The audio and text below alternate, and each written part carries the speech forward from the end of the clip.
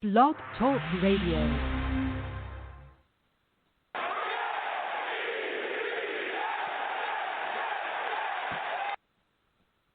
Good evening, everybody, and welcome to another episode of Let's Talk Jets Radio. This is one of your hosts, Tyson Roush, and I don't even know what I expect out of this show tonight, to be honest with you. I mean, my level of disgust and anger and fury with this team is probably at new levels, surprisingly. Mr. Primetime, how are you? Jets are truly the gift that keeps on giving, man. Just when we say rock bottom, can't get any worse, they find a way to make it more miserable. So what's up, man? Well, as always, you can check us out on Instagram and Twitter at TalkJetsRadio.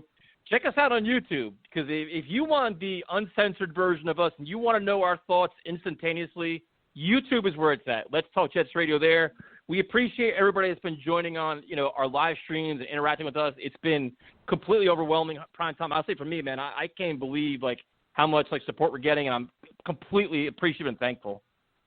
No, the same thing, man. When we first started that up, like we always talk about, we really didn't know exactly what to expect. And, every week we're just getting a whole lot of new subscribers, new interactions. And, it's the one thing that we kind of have to look forward to every Sunday, because we don't like watching these games. But, we get to have the new interactions with new fans, and, that makes it worth it.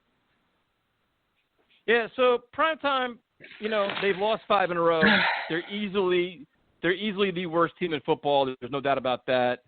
For some reason, they refuse to fire their head coach, who is so far in over his head.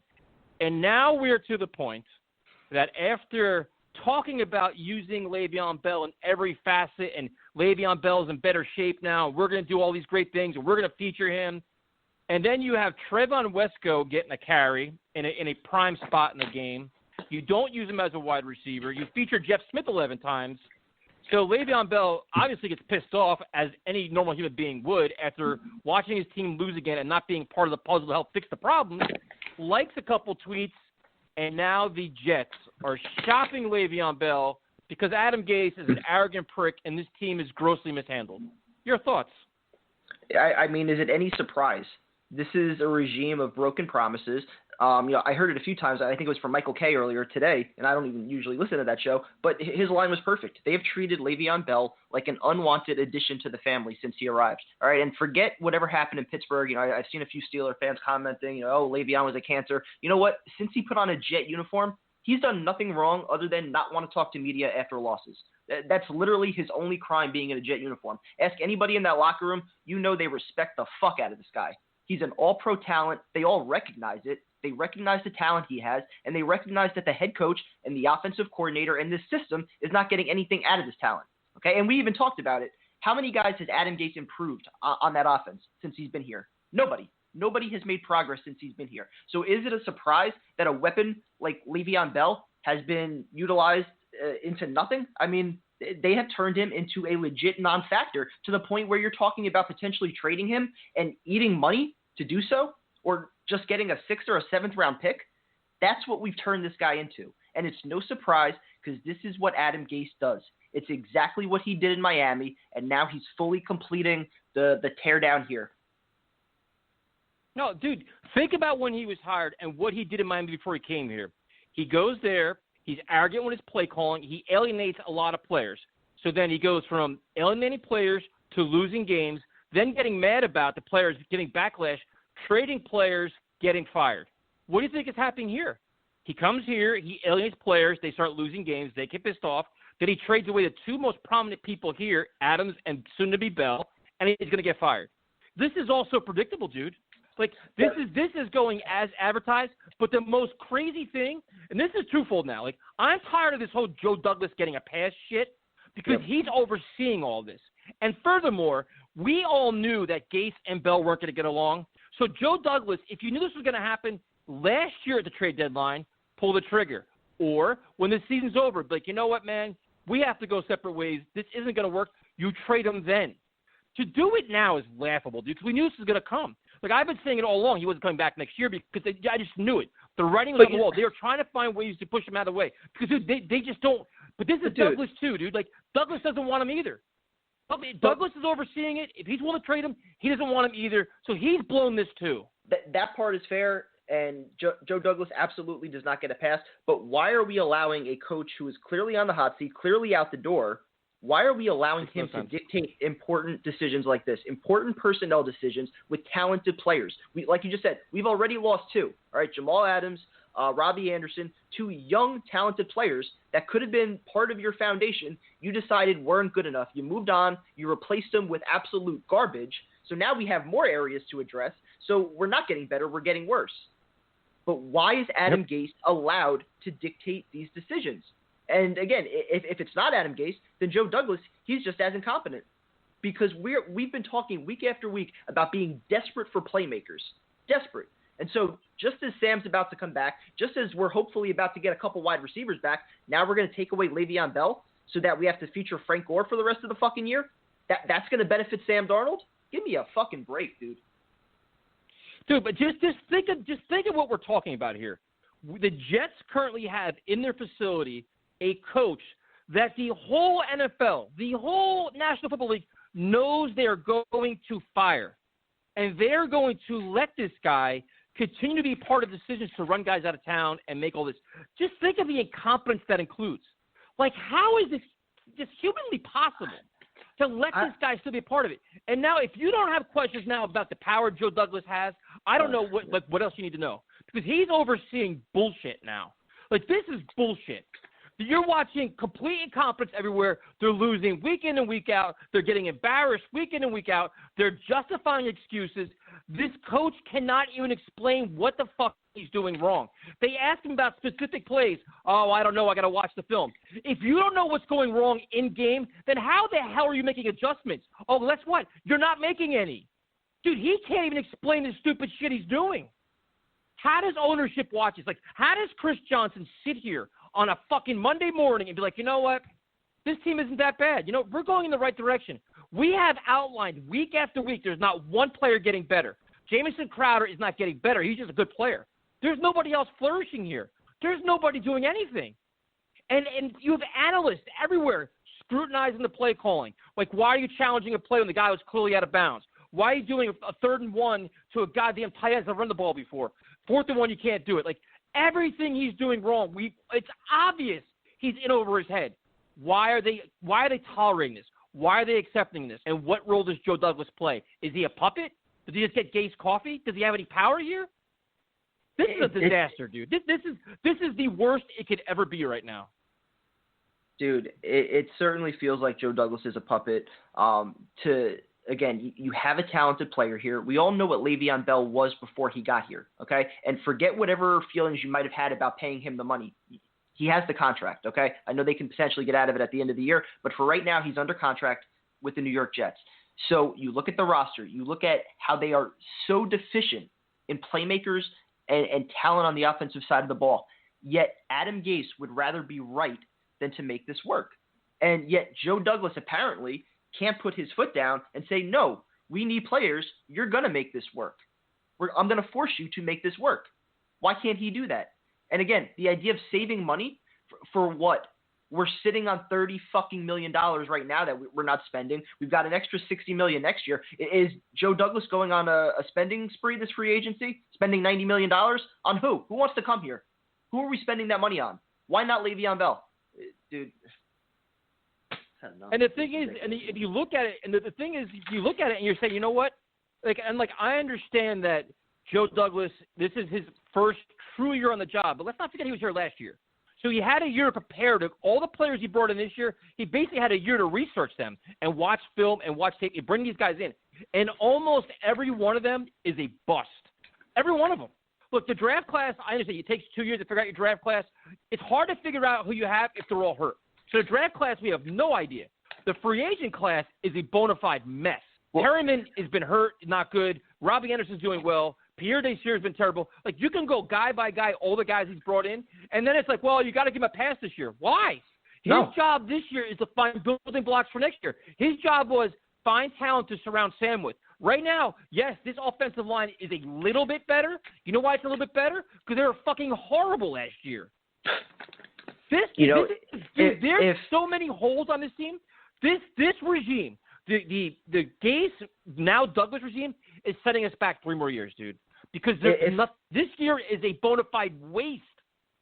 Dude, if they didn't believe in Adam Gase, right, if Joe Douglas had legitimate questions to enter this year and just be willing to sacrifice your franchise quarterback just to evaluate Gase for another year, that's criminal. Now, Douglas can't have it both ways here with this offseason, okay? Because we have all the quotes from him, right? These were guys that he wanted. He believed in this team, thought they could compete, thought they could win, right? So either he was trying to actually tank or he was actually trying to win. Can't have it both ways. So if he was actually trying to win, that's a major fucking problem, that this is the roster that he assembled while trying to win. And on the other side of it, if we were actually trying to tank with a lame duck head coach and willing to sacrifice our young quarterback in the process, that's also a fucking problem. So no matter what the plan was here, I can understand if you're trying to tank for the sake of bottoming out and getting a valuable draft pick. But even still, I mean, you took this job in part because of Sam Darnold. That's what you said. So every single quote that this regime is saying, Adam Gase after the game, Joe Douglas in the few moments that he does talk, the owner after week one, everything they say, every word out of their mouths comes back to bite them. Yep. No, this is laughable, dude. Like I'm so fed up with this team. I have so much anger and rage because they're embarrassing themselves day in and day out. Like there's no day off here. Like when you think they're not a clown show, like they say, no, let me remind you, we are a clown show. We are dysfunctional. Like we are, I mean, from top to bottom, from ownership to the front office, there is questions everywhere. We don't know what the power structure is. We don't know who is saying what. We don't know what the fuck anybody's doing, but they're making mistakes. And they now have a guy in the mix in your facility you're going to fire that you're still letting make decisions. This is similar, to be honest with you, this is similar to letting McCagnon draft guys, spend $100 million, and then fire him. It's the same thing. You have a coach here that's manipulating personnel that you know is not going to be here. So ownership hasn't learned shit.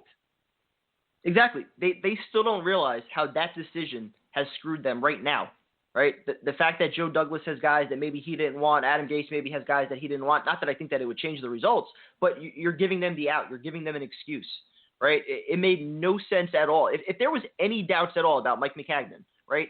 Once you hire Adam Gase, you have that conversation with him. You say, hey, is this a guy that you could work with? Is this somebody that you're comfortable with if you get the job? And if he says yes, okay, then great. You guys are tied at the hip. And after last year, you could have fired them both. Or if not, why'd you hire him in the first place?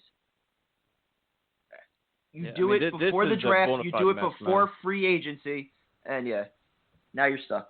So, and not for nothing, right, so a lot of the players that they got in free agency, I mean, Crowder, he's our best weapon right now, and Le'Veon Bell should be a weapon, but we don't use him, right? So, yeah, you look at this team, and you say, okay, this year is a complete wash, a complete waste.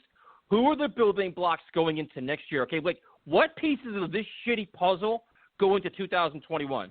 On offense, if we're repeating ourselves, I really don't fucking care. I'm so goddamn fed up with this team.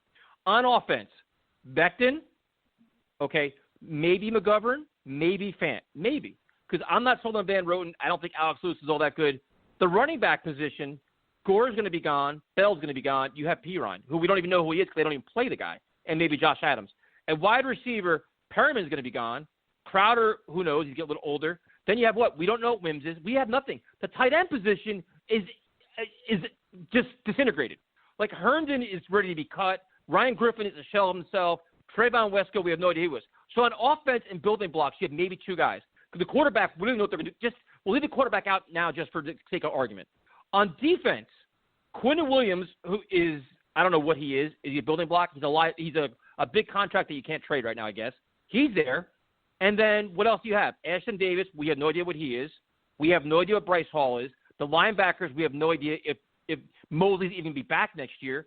What building blocks, Kevin? Give me six guys that are on this roster that you're confident about next year. I mean, right now it'd probably be Sam, Bell, Crowder, Becton, Quinnen. But yeah, Bell's not going to be here. Exactly, and that's a problem. and that's why, I mean, I'm not letting Adam Gase make that decision. But, yeah, I mean, you clearly don't have building blocks here. I would have no issue trading anybody on defense at the trade deadline other than Quinton Williams probably. But on the offensive side of the ball, the idea of completely tearing it down and trading guys like Crowder and Bell, I think right now you need them because you don't have anything else. If you want to get a proper evaluation on your quarterback, whether it's Sam or whether you take another quarterback next year, you need to have some weapons in place. You're not going to be able to get 4 or 5 weapons in one offseason. And not to mention, like you said, we need a couple offensive linemen as well. Might need a running back, tight end, whatever. So you've got a lot on your plate as far as what you need to fill. So, I mean, if you want to trade the defense, fine. But, giving up weapons on offense, I just think is stupid. All right, so we have a gazillion people on hold right now. So we're going to just bring Tyrone on, and we'll get to all the calls. We'll do our best to make these. We're going to have to make them kind of quick. We can't have, long debated arguments because there's too many people on hold. So I just oh my god. Yep, I'll get to that. If you want to screen something, I'll talk to Tyrone. Sounds good, man. All right, Tyrone, what's up, man? Yo, bro, I'm pissed off, man. You already know what's up, man. This show tonight's gonna be this new format is absolutely what I need tonight, man. Cause this is some straight bullshit. Like Le'Veon Bell's been nothing but a class act, man. And to watch how this team has just absolutely disrespected everything that he's done and tried to do here, man. And for Joe Douglas ownership and that punk ass coach we got, bro. This is why, bro. I'm so sick of this organization, man, top to bottom, man. This kid's been nothing but a class act. What do? You trade him. You know what I mean? You're gonna trade him for peanuts on a dollar because you have a shitty ass head coach who can't fucking coach. That's the problem. It's what we got to go through constantly, man. This whack-ass organization, this whack-ass team. You have, you know what I'm saying? You made Sam Darnold skitterish. You know what I'm saying? You have no players on this team that wants to be here. And then on top of that, who the hell would want to come here? Bro, I would sign anywhere but with the Jets, man. Not trending up, we're trending down. It's what we got to go through constantly, man. It's a constant episode of BS, man, and I'm fucking sick of it, man. I'm sick of it. I'm sick of lying to myself. I'm sick of pretending that this is a good team. They're not, man. There's nothing good about this organization. Nothing. The good things you had, Sam, you're killing them. Jamal Adams, got rid of him. Le'Veon Bell, about to get rid of him. Quentin Williams, destroying his mentality. Robbie Anderson, you let him go for $2 million, and he's out there flourishing. Why is it you hire a head coach, you just can't admit you fucked up? Say that. Say, okay, I made a mistake. Gase ain't the guy. Move forward, bro.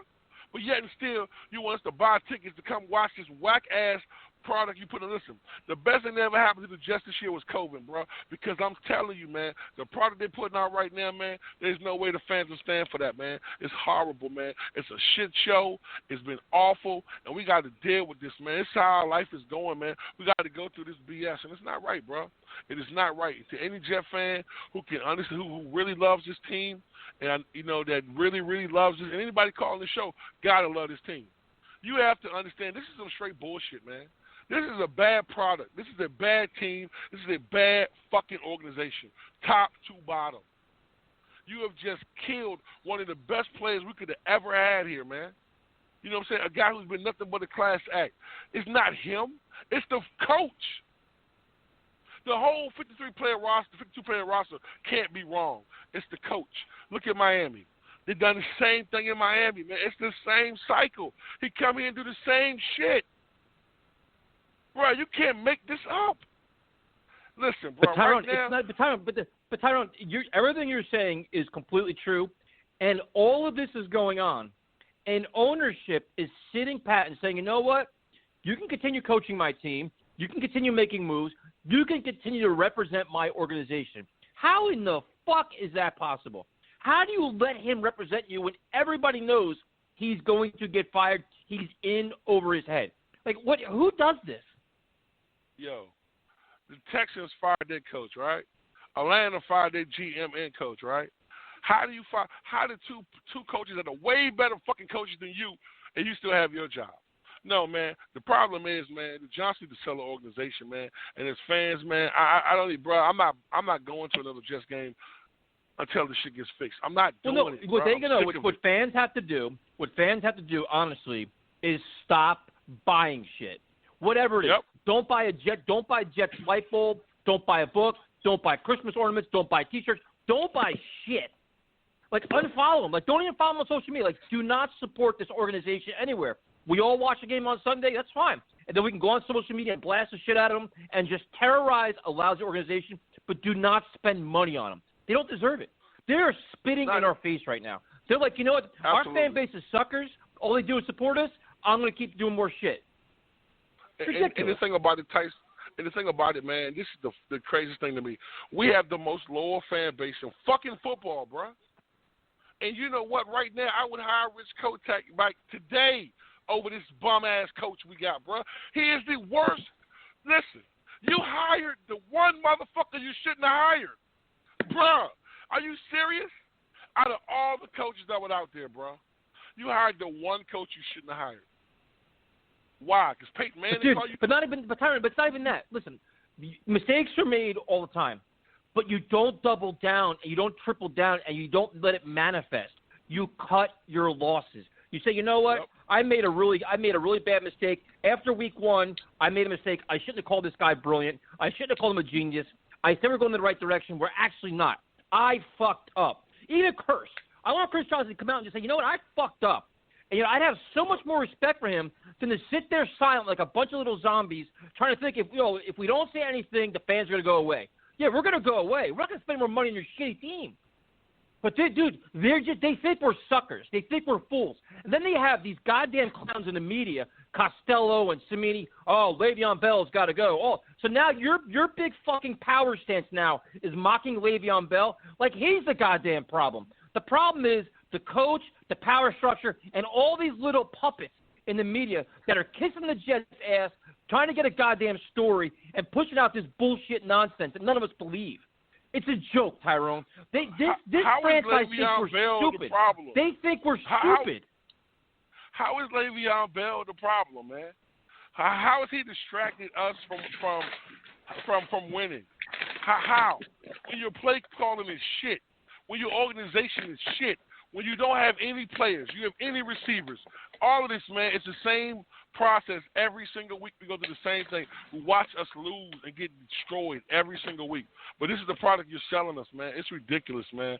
And I'm so sick of this team. I'm so sick of the ownership, bro. And it's not even the players anymore, man. It's like, how can you expect players to be productive when they're not getting led in the proper way? Then on top of this, man, you have a young quarterback who is extremely talented, and you are fucking destroying him. You are destroying these kids, man, in every way you can. And this is what you're telling me, man, that we're a good football team. No, we're not a good football team. We're not a good organization. You know what? I would respect the Johnson if he came out. Tyrone, we got breaking news, dude. We got breaking news here. Oh my God! Nope. Oh my fucking God, bro! What happened? This is ridiculous. The New York Jets have released Le'Veon Bell. They released Stop. Shut the Are you fucking kidding me? Tyson, shut the They have fuck released up. Le'Veon. The New York Jets have released Le'Veon Bell. Wait, hold on. Hold on. Statement from Joe Douglas. After having conversations with Le'Veon and his agent and exploring potential trade options over the past couple of days, we have made the decision to release Le'Veon. The Jets organization appreciates Le'Veon's efforts during his time here, and we know he worked hard to make significant contributions to the team. We believe this decision is in the best interest of both parties and wish him future success. Shut the fuck. Are you kidding me? Fuck oh my fucking bro, you're fucking kidding me, bro. Wow. Bro, you're fucking kidding me, bro. So a player with Le'Veon Bell's talent, when we're desperate for playmakers, we just say, you know what, we're good. We'll eat the money. We don't need you. Thanks, but no thanks. What a joke. And you know what? And you know what? You know why the media is able to make it, Le'Veon Bell's the problem, get away with it, and now he's gone? Because when we painted the scenario that Jamal Adams was the problem, guess what? Everyone bought in, said screw Jamal Adams. When we said that Sam Darnold was the problem over the last 5 weeks, in spite of working with jack shit, we said Sam Darnold was the problem. Right? So now, of course, everyone's going to hop on board. Le'Veon Bell was the issue. Let Joe Douglas do his job. This is fucking bullshit, man. This is fucking Joe Douglas is a puppet. Joe Douglas is a puppet. Joe He's Douglas. an absolute... Fuck you, you stupid, simple-minded fucking bastard, bro. Fuck this team. All right, so we're gonna go to the callers. So this is just Of course, Dan they saved it for Howard Tuesday night. Beach. Done. What's up, Dan? How you doing, man? Done. Just finding out, just like when you just said it, it's unspeakable, and that's it. This is all I needed to know. I have lost all respect for every facet of leadership of the Jets. Joe Douglas, I had him high. I don't know why. I bought in. I'm like, maybe this guy's it. Everybody wants him. Done. You couldn't get anything for Le'Veon? Nothing, and you keep Gase?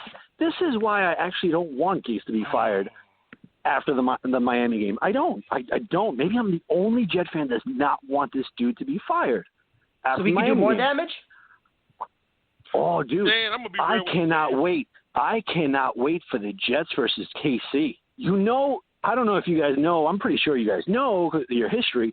The history of the 1940 game versus the Redskins and the Bears. They hold the record for 73-0. They will make that amount be less than nothing compared to the Chiefs-Jets game. That shit's going to get to 80. That's how much I cannot wait until that game. Put them all on blast because this isn't going to be a primetime game. It's not going to be like a primetime Sunday game. It's going to be a regional type of thing, but everyone's going to know about it. What a laughingstock, a piece of shit franchise the Jets are. How can you do that to freaking Le'Veon Bell, man? Dan, I got to say something, Dan. I got to say something, and I'm going to be honest with you guys, right? I'm over here discombobulated. I cannot fucking believe that, bro. Like, when I say I'm beyond pissed off, man, like, this is next level fucking retardedness, man. Like, you can't make this shit up. Like, you're telling me you're going to cut the one person that believed in your bullshit-ass coach, his bullshit-ass system, and his bullshit-ass team. And you cut him for nothing. So you're going to eat the $14 million that you gave the motherfucker. Are you fucking kidding me? Wow. Just when we think it can, just when we think that it can't get any worse, like this is a endless, bottomless pit. Like it can always get worse. It's not like, all right, the only way from here is up. We haven't even hit the floor yet. That's how horrible this franchise is. Enough is enough, man. Like this is ridiculous. How do you hold on to Gase? No one respects him. Even a rookie. Even Pirine doesn't even like him. And you know what boggles my mind? Fucked up, man. When this whole shit with Jamal Adams went down, who was the one guy out in the media, out in front of everything, that had Adam Gase's back? In spite of the fact that Gase threw him under the fucking bus time after time last year, didn't use him right, said over and over again this offseason how he was going to learn from it, use him the right way, and what has he done? He's done jack shit. Dude, Le'Veon Bell had his back when he didn't need to. Dude, I don't get this. How does the GM, the owners, see eye to eye and say, yo, you know what? Let's just cut him and just keep Adam Gase? What kind of freaking voodoo shit does he have over freaking the Jets organization? This is not right, man. This is not acceptable. Crazy. The bad part about it is this, though. Like, you trade someone, like, listen, you cut someone like Le'Veon, right? What free agent in the fucking world would come here? Who would come to this shit show? You cut Le'Veon Bell. And you know what? I hope he goes to the Patriots and kicks our fucking ass every chance he gets. I hope he goes to the Chiefs. I hope he goes to the Chiefs so we don't have to wait that long to rip us a new asshole. Honestly, I mean, really hope. This is just insane. I can't even process what's going on with this team. Like, just look at what we did. Like you just look at the big picture. You're ruining Sam. Becton's hurt, and now you basically just disrespected a Hall of Fame running back for the last year and a half, and now you release him with no compensation. I mean, this is just this is so asinine. And you keep Gase. This is unbelievable. And you keep the head coach, man. Like, how much can we take of this as fans? Like, I don't understand this. Yo, I honestly, at this point, I'm thinking Christopher Johnson has something against Woody. There's something like bad family blood, because there's no way that he's going to hire the worst candidate. There's no way that he doesn't release this piece of shit of a head coach. There's no way. Only us. The Jets have decided that Le'Veon Bell is the problem. They can't use him as a running back. They can't use him as a receiver. They can't use him. They'd rather have Frank motherfucking Gore and use him. Wow. And Josh Adams, all the other goddamn clowns. The worst thing, Tyson, the worst thing is that this Sunday, instead of seeing Pirine, you're going to see Gore and the other schmuck that we signed, I think, a week ago or something off waivers. Who's that? Exactly. Johnson, I think his name was. That's it. That's it. That's his name. His name is quote unquote. Who's that? That's his name. And that's who's going to be going over Pirine because you don't want to overflood his his table manners. It's unbelievable. You know what? Out of this world. But listen, the one shining point in this whole situation. This is unbelievable. The team, I guarantee you, we're going to get killed by him. The team just quit, bro. I guarantee you, every player in that locker room just fucking checked out, bro. There's no soul there. There's absolutely, because I know I would. 100%, Tyrone. There's no soul in that locker room. That's why I don't see the Jets winning not even one game. I don't even see the Jets being even competitive. I don't even see them scoring 3 points. Nothing. But Dan, can you imagine being a young player in the locker room that looked up to Le'Veon Bell as one of his idols, like one of the respected guys? Like that's like a guy like you model your game after. Like you just you kind of follow him around, and you see him get handled like this. You'd be like, you know what? Fuck this organization. Like, right? Absolutely. Definitely. Look at Becton. Look how they treat Becton. They're treating him the same way as they did Osemele last year. They put him in harm's way. They put Sam in harm's way, your franchise quarterback. And you still decide to keep Adam Gase after the Broncos game. You wait 10 days, and then you get slaughtered versus Arizona. You're about to get trounced versus Miami, and I cannot wait until that historic day against KC. I cannot wait against that. But imagine that. Again, it won't even slide my mind after getting trounced by freaking KC that he's still a freaking head coach. Honestly, are we looking to get rid of him when we're officially eliminated from playoff contention? Dude, shoot me in the face. And thanks for calling in, man. We got to get everybody else on time. We got so many people worries, right man. now. Thanks a lot, man. Jet up. Have a good night, man. Later. Yeah, later. Oh, man. All right, we're gonna go to Mr. I've never seen our phone line so busy before. Hang on one second here. I got to get Jay on. Mr. Jay, this is just unbelievable, dude. Unbelievable. Christ. Yo, I'm gonna try to laugh tonight and not even. So, Ty, you posted a video yesterday on YouTube, which was fantastic. All your YouTube videos are fantastic. You and Kev, you guys are killing it. And when I watch it, it's cathartic. It actually relaxes me because you're saying all the things that I wish I could say, but have been, kind of having to stay a little bit more low-key nowadays. But I'm going to say something, guys. I mean, Ty, you said it best yesterday. This team, even when you tell yourself, when you wake up in the morning, that nothing that they could possibly do today is going to make you mad. It's hit rock bottom, and I won't get mad anymore. It just is what it is at this point. They find a new way every single day to piss you off. I mean, it's mind-boggling to me that I'm listening to the show, my notification comes in from Schefter, and I look down at my phone and I see Le'Veon Bell was released. We released the only talented player on our entire offense besides Sam Darnold. And at what point, what really blows my mind with Adam Gase, right, is is there any self-awareness there? Do you think that at the end of the day that he's got so many yes men surrounding him and nobody's ever told him no or whatever the case may be, that he can't actually look himself in the mirror and say, holy shit, this is the exact same fucking thing that happened to me in Miami, and it's happening all over again in New York, and 2 cities worth of fans hate my fucking guts? Has it sunk in yet that he's the problem? This has happened with so many goddamn players, and it's in 2 different cities. Everybody hates his guts. What are they going to do next? They're going to release Pirine because he was liking tweets? Nobody respects this guy. Nobody likes this guy. Nobody wants to play for this guy. And my last thought, and then I'm going to let you guys talk, is because I was thinking about what Dan was saying on the last call. Guys, what is that point spread going to be against Kansas City? Is it going to be the biggest point spread of all time? Are we going to be a 30-plus point underdog like Norfolk State playing Alabama? What the hell is the spread going to be in that game? I'll let you guys go, man. I got nothing else. Go ahead, Kev. I what do want you to say think, this man? right here. Let Kevin. Kevin, what do you got, man? Oh, he's actually screening calls. My bad. Yeah, Tyrone. What I want to say is on this, hold. Jay, tonight, man. I need that real Jay tonight, man. Fuck the PG-13 shit. This is bullshit. I hope we lose every game by fucking 40. That's what we deserve. This right here, man, is the biggest upset tragedy that ever hit New York, the Jets ever, bro. You can't make this up. Lev Bell is the problem, but the coach isn't. You keep Adam Gase, bro. How in the fuck can you justify this notion? What can be said to make me feel good as a Jet fan? There's no possible way we're winning a game this season. You just nailed it in, bro.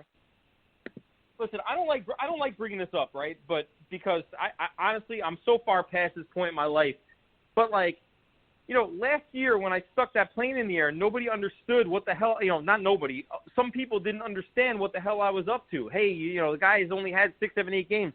Guys, it was so plainly obvious that this guy wasn't going to change. That we were going to get the same exact thing that happened in Miami, and the only way to freaking solve this problem was to get rid of him now, not a year too late. That's the Jets thing. Their timing always sucks. They never do anything on time. They either sign a guy a year too late or they release a guy, a year too late or whatever it is. They never do anything right. And this is exactly what everybody who was behind that plane was trying to avoid. Like, imagine if Adam Gase was gone and you could have brought in your own coach this year, right? Then you would have started the rebuilding process. Maybe you get Robbie Anderson back. Maybe Sam Darnold took that next step. But instead, these jackasses in the media, at the behest of the Jets public relations department, preach this nonsensical, fake-ass vision of continuity. But what fucking world do you want this for a second year? This is continuity? Congratulations. You got continuity. You got exactly what the fuck you deserve, and congratulations on that. They deserve every bit of it, which is why, and I hate to admit this, part of me when I watch on Sunday, I smile. Because those jackasses deserve this. They deserve it. They have 5 years now they're going to take to dig out of this. A good thing that Joe Douglas has a 6-year contract. It's going to take all of that before this team can be competitive again after what the fuck they just did to this roster. And look at Miami. They're digging out of it still. But they have a good coach now, right? So they can go out to San Francisco and compete, even though they're not that talented. But their roster isn't ready to compete yet 2 years into it because of what Gase did. They're still patching things up there. And we're further behind than they were. And this team... At this point, at this point, what level of credibility does Joe Douglas even have left? He's aligned himself so far with Adam Gase. Either he's a puppet or these decisions are his. Either way, it looks terrible on him. This team is going backwards. We're subtracting talent. We're subtracting weapons from a young quarterback while every other fucking team around the league is prioritizing their young quarterbacks and adding weapons with competent coaching in a system that's built around what they do best. We're the only fucking team that can't get that right. It is unbelievable. Right, and it's not like you have some, 4 or 5, like a Seattle Seahawks type of draft where you have, 4 or 5 budding stars out of it. You don't even know what the hell you have out of it. What are you taking out of this year? What?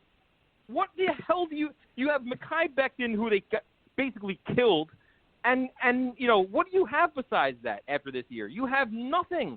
Nothing signed long-term. No, who's the face of the franchise? A left tackle? That's the face of our franchise?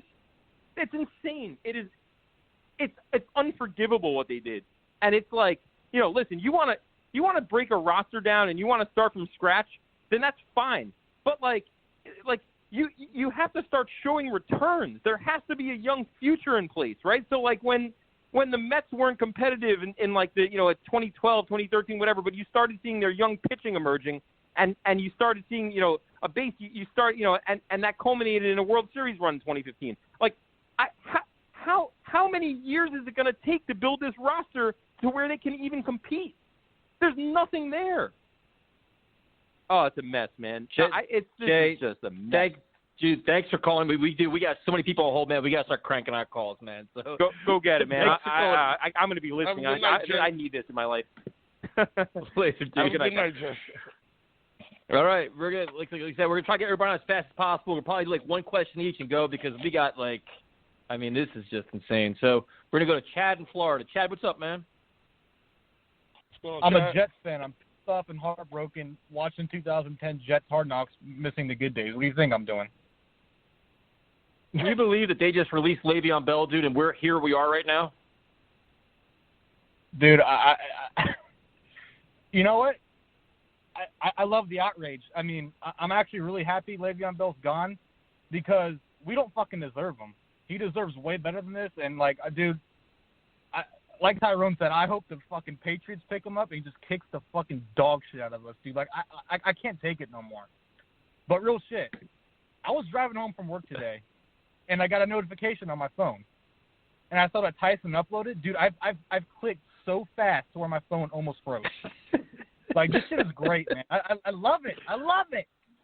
Man, I'm at the point right now, I hate this fucking team, man. Just sell the team, get rid of them, fuck it. I can't do it, man.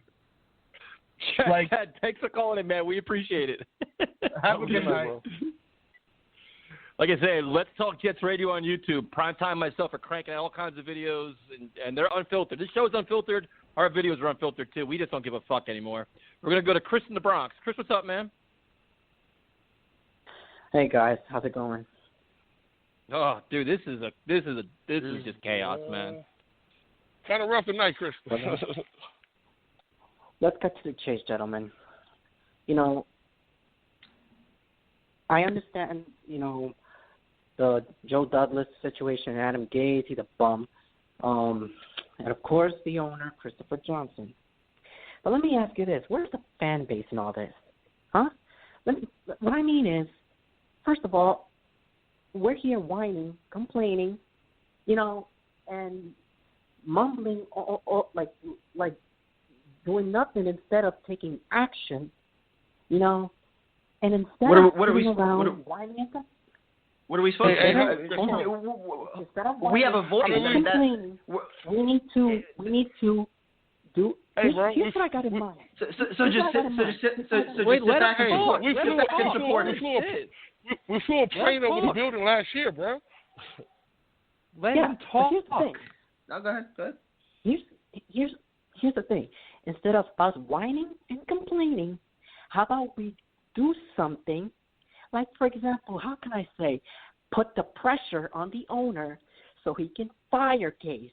And while we're on it, how about you guys do a special show next week, sending a message to Christopher Johnson to fire Gase and have as many fans as you can. Chris, with all due respect, we've been doing shows endlessly. Our YouTube channel has thousands of views. We've plenty of videos.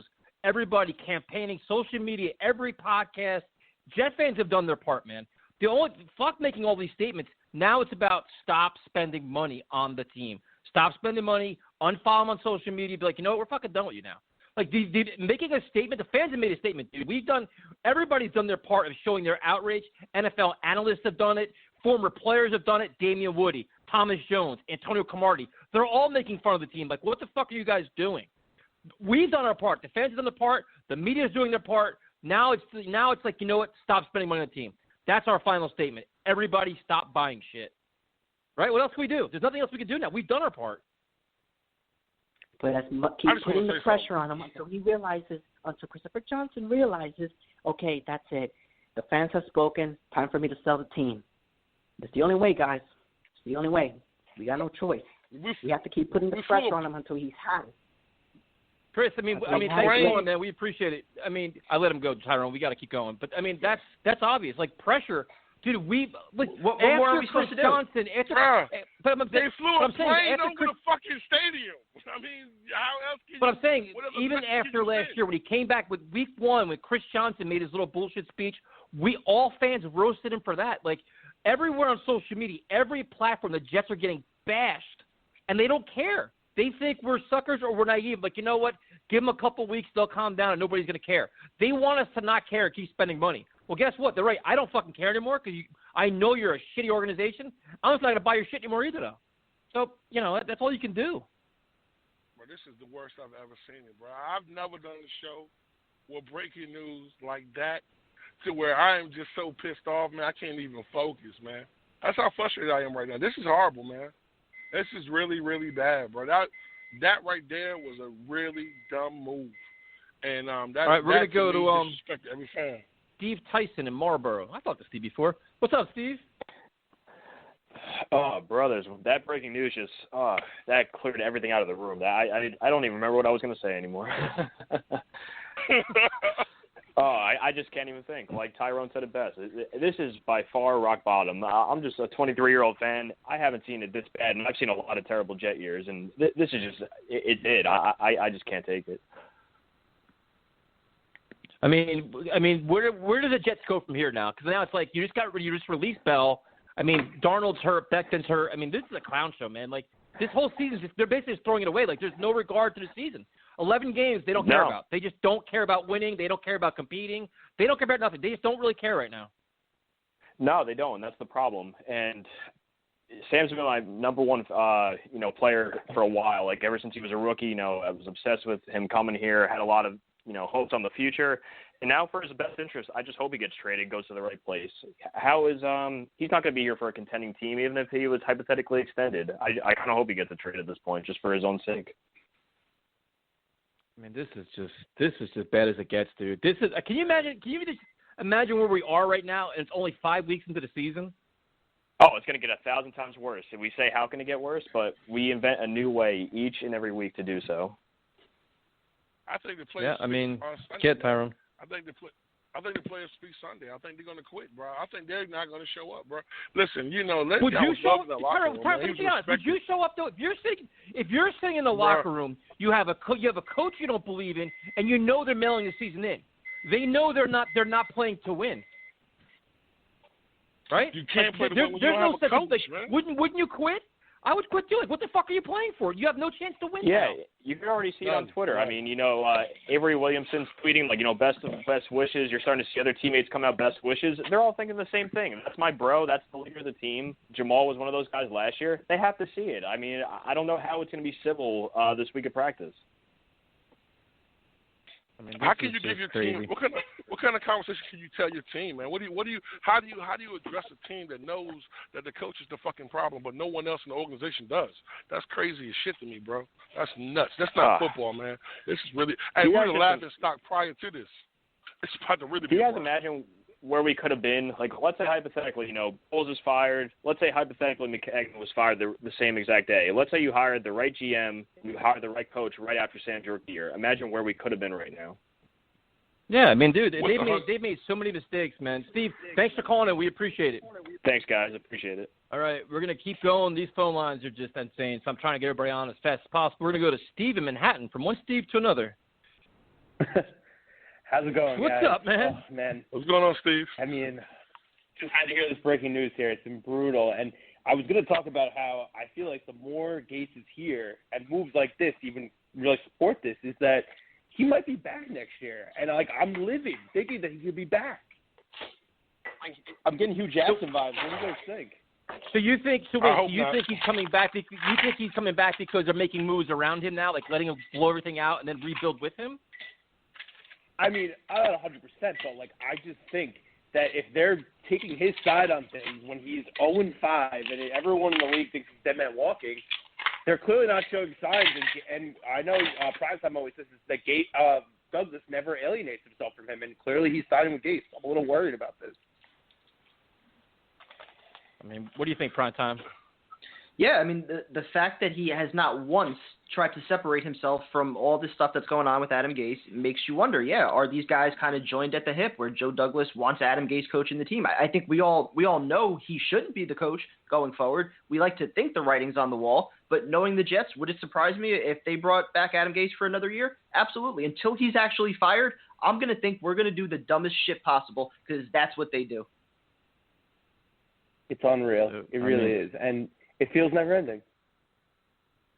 It's painful, dude. It's such a tough time to be a Jets fan, man. It's like you just know the rest of the season is like they're not even going to be competitive. I mean, this is going to be they're all going to quit. It's going to be endless blowout loss to blowout loss. I mean, what the fuck? I Can't take it. Thanks for calling in. We appreciate it. Have a good night.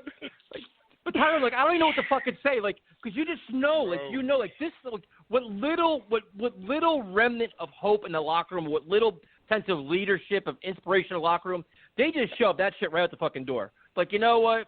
He's gone. You guys deal with it, and we're gonna support our shitty ass coach. You know what really got me, though, right? I really didn't think he was going to do the same thing he did in fucking Miami. And damn if he didn't do the same thing he did in Miami, bro. That's fucking nuts to me, bro. I really didn't believe he could do that.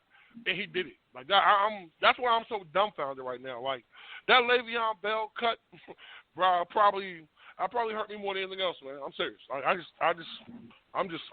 hurt. Like, this is ridiculous, man. Like, how much respect can we possibly have around the league right now? The two most prominent players on our roster, and yet we don't need them. With how our roster looks right now, we just said to Jamal Adams and even Robbie Anderson, throw him in there now playing like a number one wideout, and now Le'Veon Bell. Dude, every single thing that's happened in Miami, from the injuries to the in-game stuff, play calling, your handling of players, he's completing the 2, hopefully not 3 years of destroying an organization. It is unreal. Could you imagine C.J. Mosley right now? C.J. Mosley is probably glad he opted out. He's probably glad he opted out. He's like, you know what, I ain't going back next year. He's like, get me the fuck out of here. Hey, listen, could you blame him? He knew. Could you blame him? He knew. In prime time, you know what's so crazy? I really believe that as well. He knew. When Jamal was out, he's like, fuck this. I ain't doing this shit. Why? And that's where I think, not just with Mosley, but I think a lot of players, their mindset changed once Jamal was traded. Because how do you try to sell the guys in that locker room that you're serious about winning when you trade your best player for draft picks? You can't do that. It's impossible. You're not serious about winning. But the problem is, every quote that you gave was that you thought this was a roster that could compete, that you thought this was a roster that could compete for the playoffs, that you believed in Adam Gase, best culture in sports, and your actions dictate otherwise every single time. All right, we're going to go to the next call. We're going to go to Ivan. I think it's Ivan. Ivan in Los Angeles. Hey man, how's it going? I'm just at a loss for words. Like honestly, like if anyone's still a fucking Joe Douglas apologist at this point, it's unreal. Like for me, like it comes down to, first of all, like this guarantees that he's a fucking puppet for Adam Gase. The fact that, number one, forget the Robbie Anderson trade. The fact that he fucking signed Balazs after failing his physical. Like obviously Joe Douglas didn't want him, so who the fuck wanted Balazs here? It was clearly Adam Gase, number one. And then number two, if you saw in the injury report last week, it had Mekhi Becton as fucking doubtful. Why the fuck was he doubtful and not out? Doubtful implies that there's some sort of chance that he's going to play. Why the fuck was he not out completely? Like this is completely unreal. The fact that like there's still apologies for Joe Douglas, it's insane. Like I can't believe this is happening. I'm only 26 years old. I could have picked any other fucking team, but I made the mistake of Johnny Sanchez, and this is fucking unreal, man. Honestly, it's honestly cathartic watching your videos because I appreciate you guys like a lot. Tyson, you make me laugh. It's hilarious, and fuck this team, honestly. I don't know what else to say. Ivan, thanks for calling in, man. We appreciate it. Great call. Have a good night, bro. I mean, with nothing to add to that, we're going to go to Andre in California. What's up, man? Hey, what's going on, guys?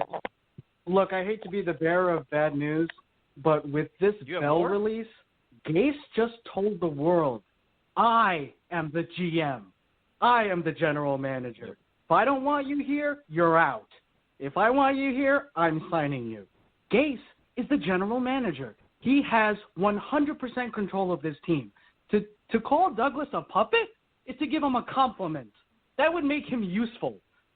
Gase is in total control of this team. Darnold is benched. This injury nonsense is a total fraud. I'm not saying Darnold is sandbagging, but Gase has never cared about injuries. Oh, we got to be careful now. No, Darnold is on the trading block.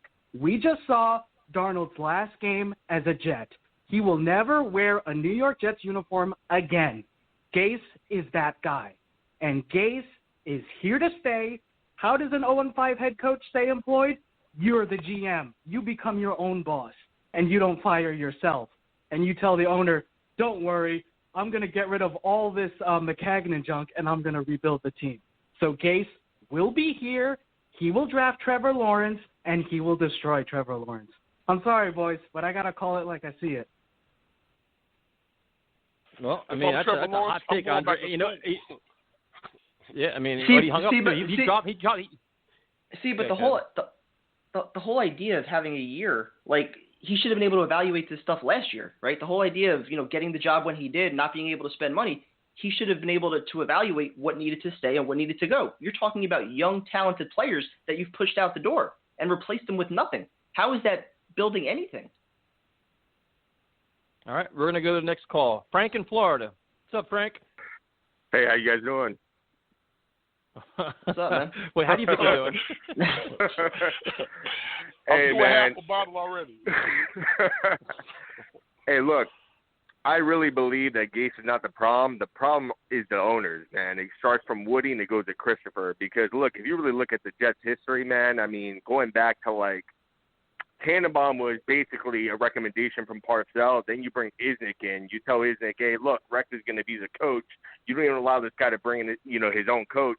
McCaggan was a straight clusterfuck. Then you're in a coaching search. You tell Matt Rule, yeah, we're going to hire you, but we're going to tell you exactly who's going to be your defensive coordinator. And then Mike McCarthy, you do the same thing. Mike McCarthy won a Super Bowl with the Green Bay Packers. I really believe that the Johnsons are the biggest problem. They have to sell the team. We cannot move any further, with the Johnsons as owners. And going back to what the last caller said, yeah, I believe that Gase is running the show. Christopher Johnson is so egotistical. He is not going to say that he made a mistake. And, especially Woody is in fucking the UK or wherever the fuck he is. He's not going to say, hey, look, I made a mistake and, I got to live up to it. Gase is running the show. Gase handpicked Joe Douglas.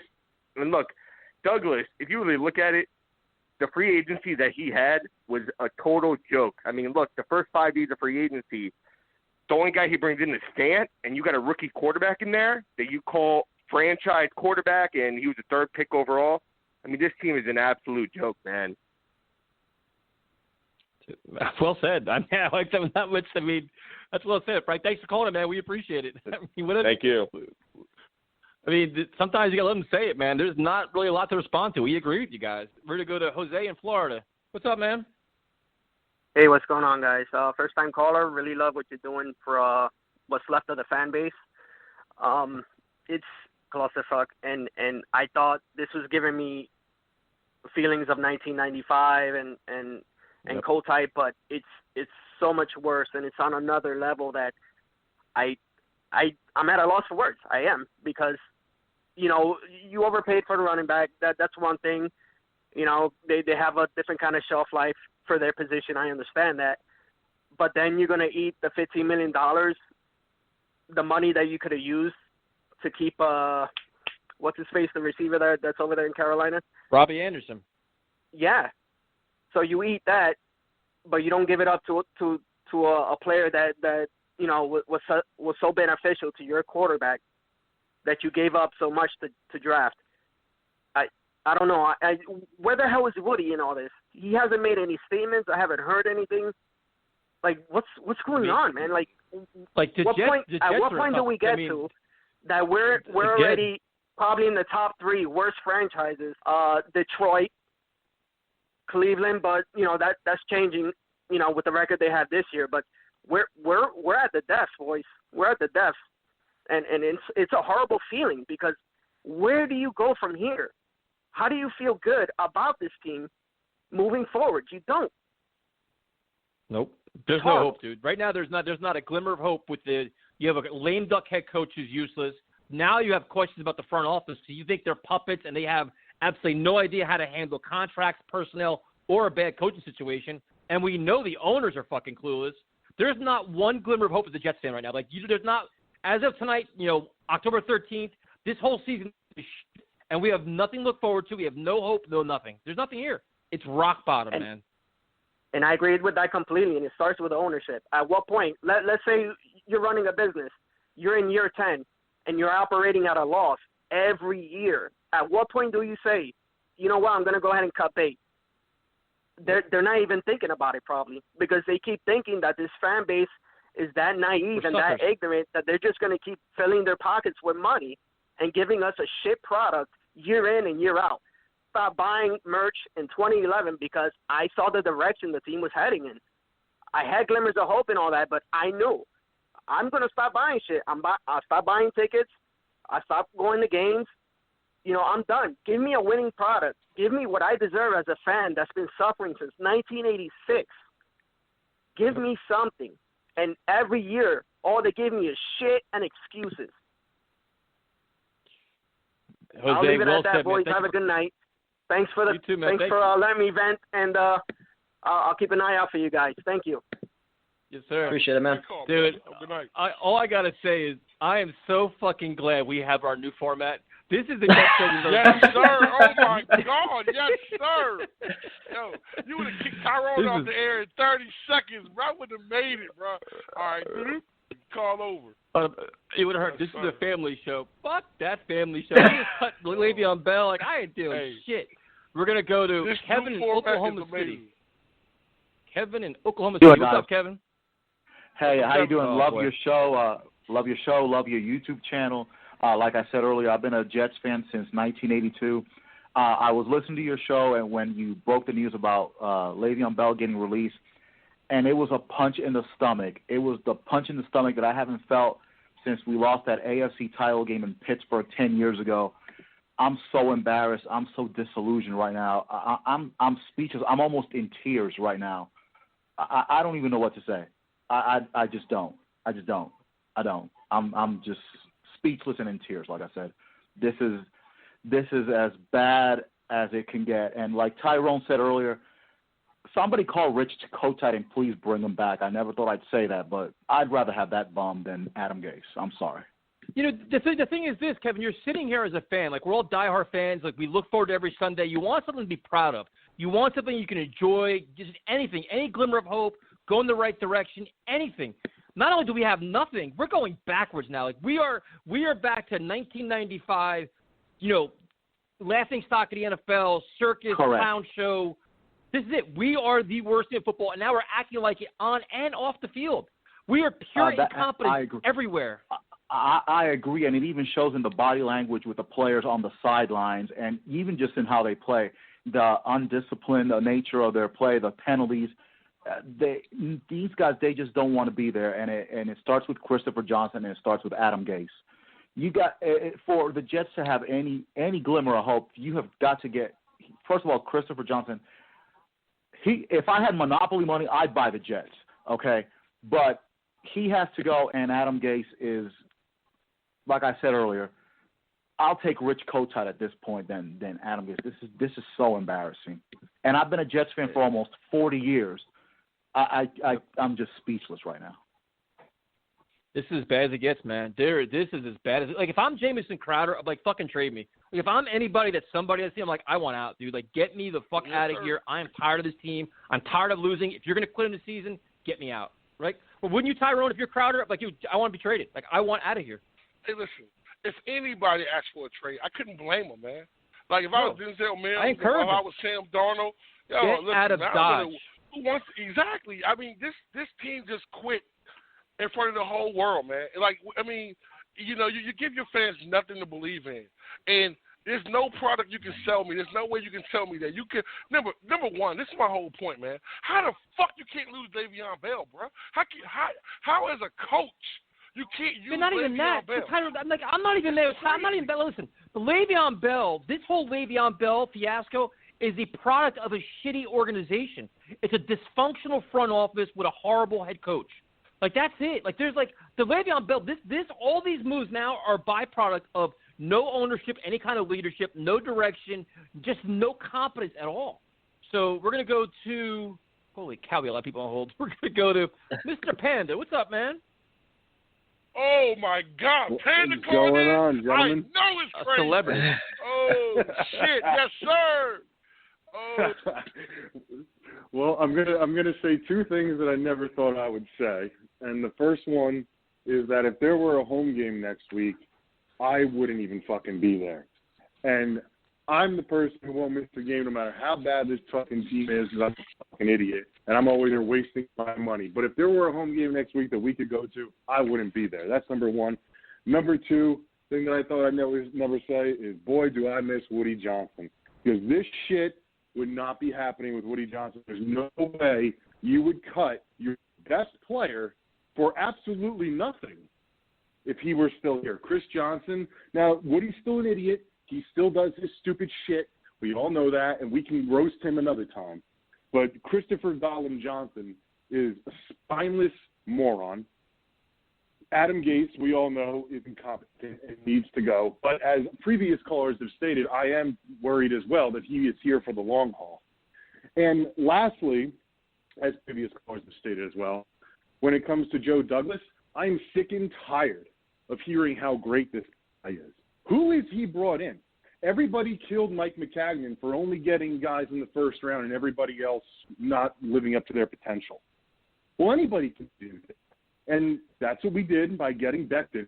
But after that, you got a wide receiver who can't get on the field. Meanwhile, I sit there on Sundays and I see 10 rookie receivers lighting up the stat board all around. Chase Claypool, CD Lamb. The list goes on and on. They're everywhere out there right now. And, of course, the one guy that we take can't get on the field. And you shouldn't have even been in this situation where it was only Denzel Mims, because you went into the offseason like morons trying to get rid of Robbie Anderson and replacing him with a career bust in Brashad Perriman and having no depth whatsoever behind there. What did he do to fix the great offensive line? He brought in George Fant, who, okay, he's an average tackle, and he brought in a couple of interior guys who are Jags. They're not special. They're not starters for most teams in this league, and that's why they are essentially, even though they say 3-year deals, on 1-year deals, because he didn't fix shit. He's just as inept as everybody else, and everybody needs to go. I am sick and tired of this shit. I haven't bought anything this entire season except for one shirt. That's my problem. That's my fault. But it was a Keyshawn Johnson throwback shirt, so it has nothing to do with this current disaster. I won't spend another dime on this organization the rest of this year. And if Adam Gase is head coach and we are allowed in MetLife Stadium next year, I will not be there. Panda, thank you so much for calling in, man. We appreciate it. Hey, great call. Phenomenal call. Phenomenal call. Hell yes. All right. Champ called in. We're just gonna keep going with calls, man. We got plenty of people here. Crank them out, man. Crank them out. I'm doing the best I can, man. Now we go from an all-star in Panda to a low star in Shaq. So let's bring on Shaq. Whoa. What's up, Shaq? Appreciate it. What's up, Shaq? Now, go ahead and get started, man. Problem, Fuck bullshit. The problem. Now, I want everybody that said I was the most negative guy for all this time that I've just been saying this and been seeing this in the future. Everybody said, "Oh, Shaq don't know what he's talking about. He's a negative fan. I'm tired of him. He talks stupid." Now you see it. I told everybody for a long time, I said it would not surprise me if Adam Gase is here next year and they're going to use Sam as a scapegoat. Told everybody that. And guess what? We got rid of one of the best running backs in the game before we got rid of a bum coach that don't even know what he's doing, and he's a team destroyer. I've been telling people that for a long time, and I've been telling people about this guy, Joe Douglas, John Nizick 2.0. His ass needs to be under fire, too. I've been telling people about him, too. This is ridiculous. This is the first time you say something, a stupid-ass statement. Why don't you talk about this garbage that you've been putting out for the last 5 weeks? Why don't you talk about that? Why don't you talk about how you traded Jamal to a winning organization and he's clowning us and laughing at us, and then you didn't even trade him at the right time? Why don't you talk about that? Yeah, this team is a clown. This team is a straight clown show. I sit there and argue with people all the time for a long time, and I've been talking about Frank Gore. He gets all the touches, and this team has no talent, none whatsoever. It's nobody that we can look forward to. Trevor Lawrence is going to be just as bad because we don't even know what the hell we're doing in the front office. So people think Trevor Lawrence is this savior, the next Aaron Rodgers, next Tom Brady. It's not going to happen. It's not going to happen. It's going to be the same thing it's been if we keep having this incompetence all over the place, from the owner to the GM to the coach. It will not change. And guess what? It probably won't change for the next 3 or 4 years, unfortunately. It won't change. And to be honest, I miss Mike Tannenbaum. Hell, I miss Mike McCagnon. Stop it. At least he wouldn't have did nothing. Shaq, you're doing good, but then you blew it. Your call was going great, now you just fucked it all up. Stupid. What are we doing? We went backwards. Look, the roster went backwards. This team can't win a game, let alone 5. This roster was fine. All he had to do is add a couple pieces. But you want to get rid of fucking coach. You get rid of that, and then on top of that, you hired a guy that stabbed you in the back. That's stupidity on Mike McCagnon. You hire a guy that stabbed you in the back. He's a snake. Yeah, I don't really feel like wasting time on Mike McCagnon and shit like that. Shaq, thanks for calling, man. We appreciate it. This is just a mess, man. Have a good night, Shaq. One more thing. There's always one more thing with him. Tyler, you ever notice that? Shaq always has one more comment. He always has one more in the whole thing. I want to show some love, man. Can I show some love? Go ahead. You guys are the greatest thing to ever happen for the Jets organization, and you don't even work for them. This is the vintage time. I know they don't think that. I love it. No, sir. You guys came from a small market. Now you guys are going to the top. I pray to God you guys get to Jets organization type top, so you can destroy the team. They can see it every week. Shaq, thanks for calling me. Well, I got some news for you. The Jets know all about us, and we're gonna get nowhere near them. We are on every ban list for them, and I'm completely cool with that. I actually encourage it. And after tonight's show, Kevin, I think we solidified it, right? I think we've pretty much ironed out our negotiations with the Jets.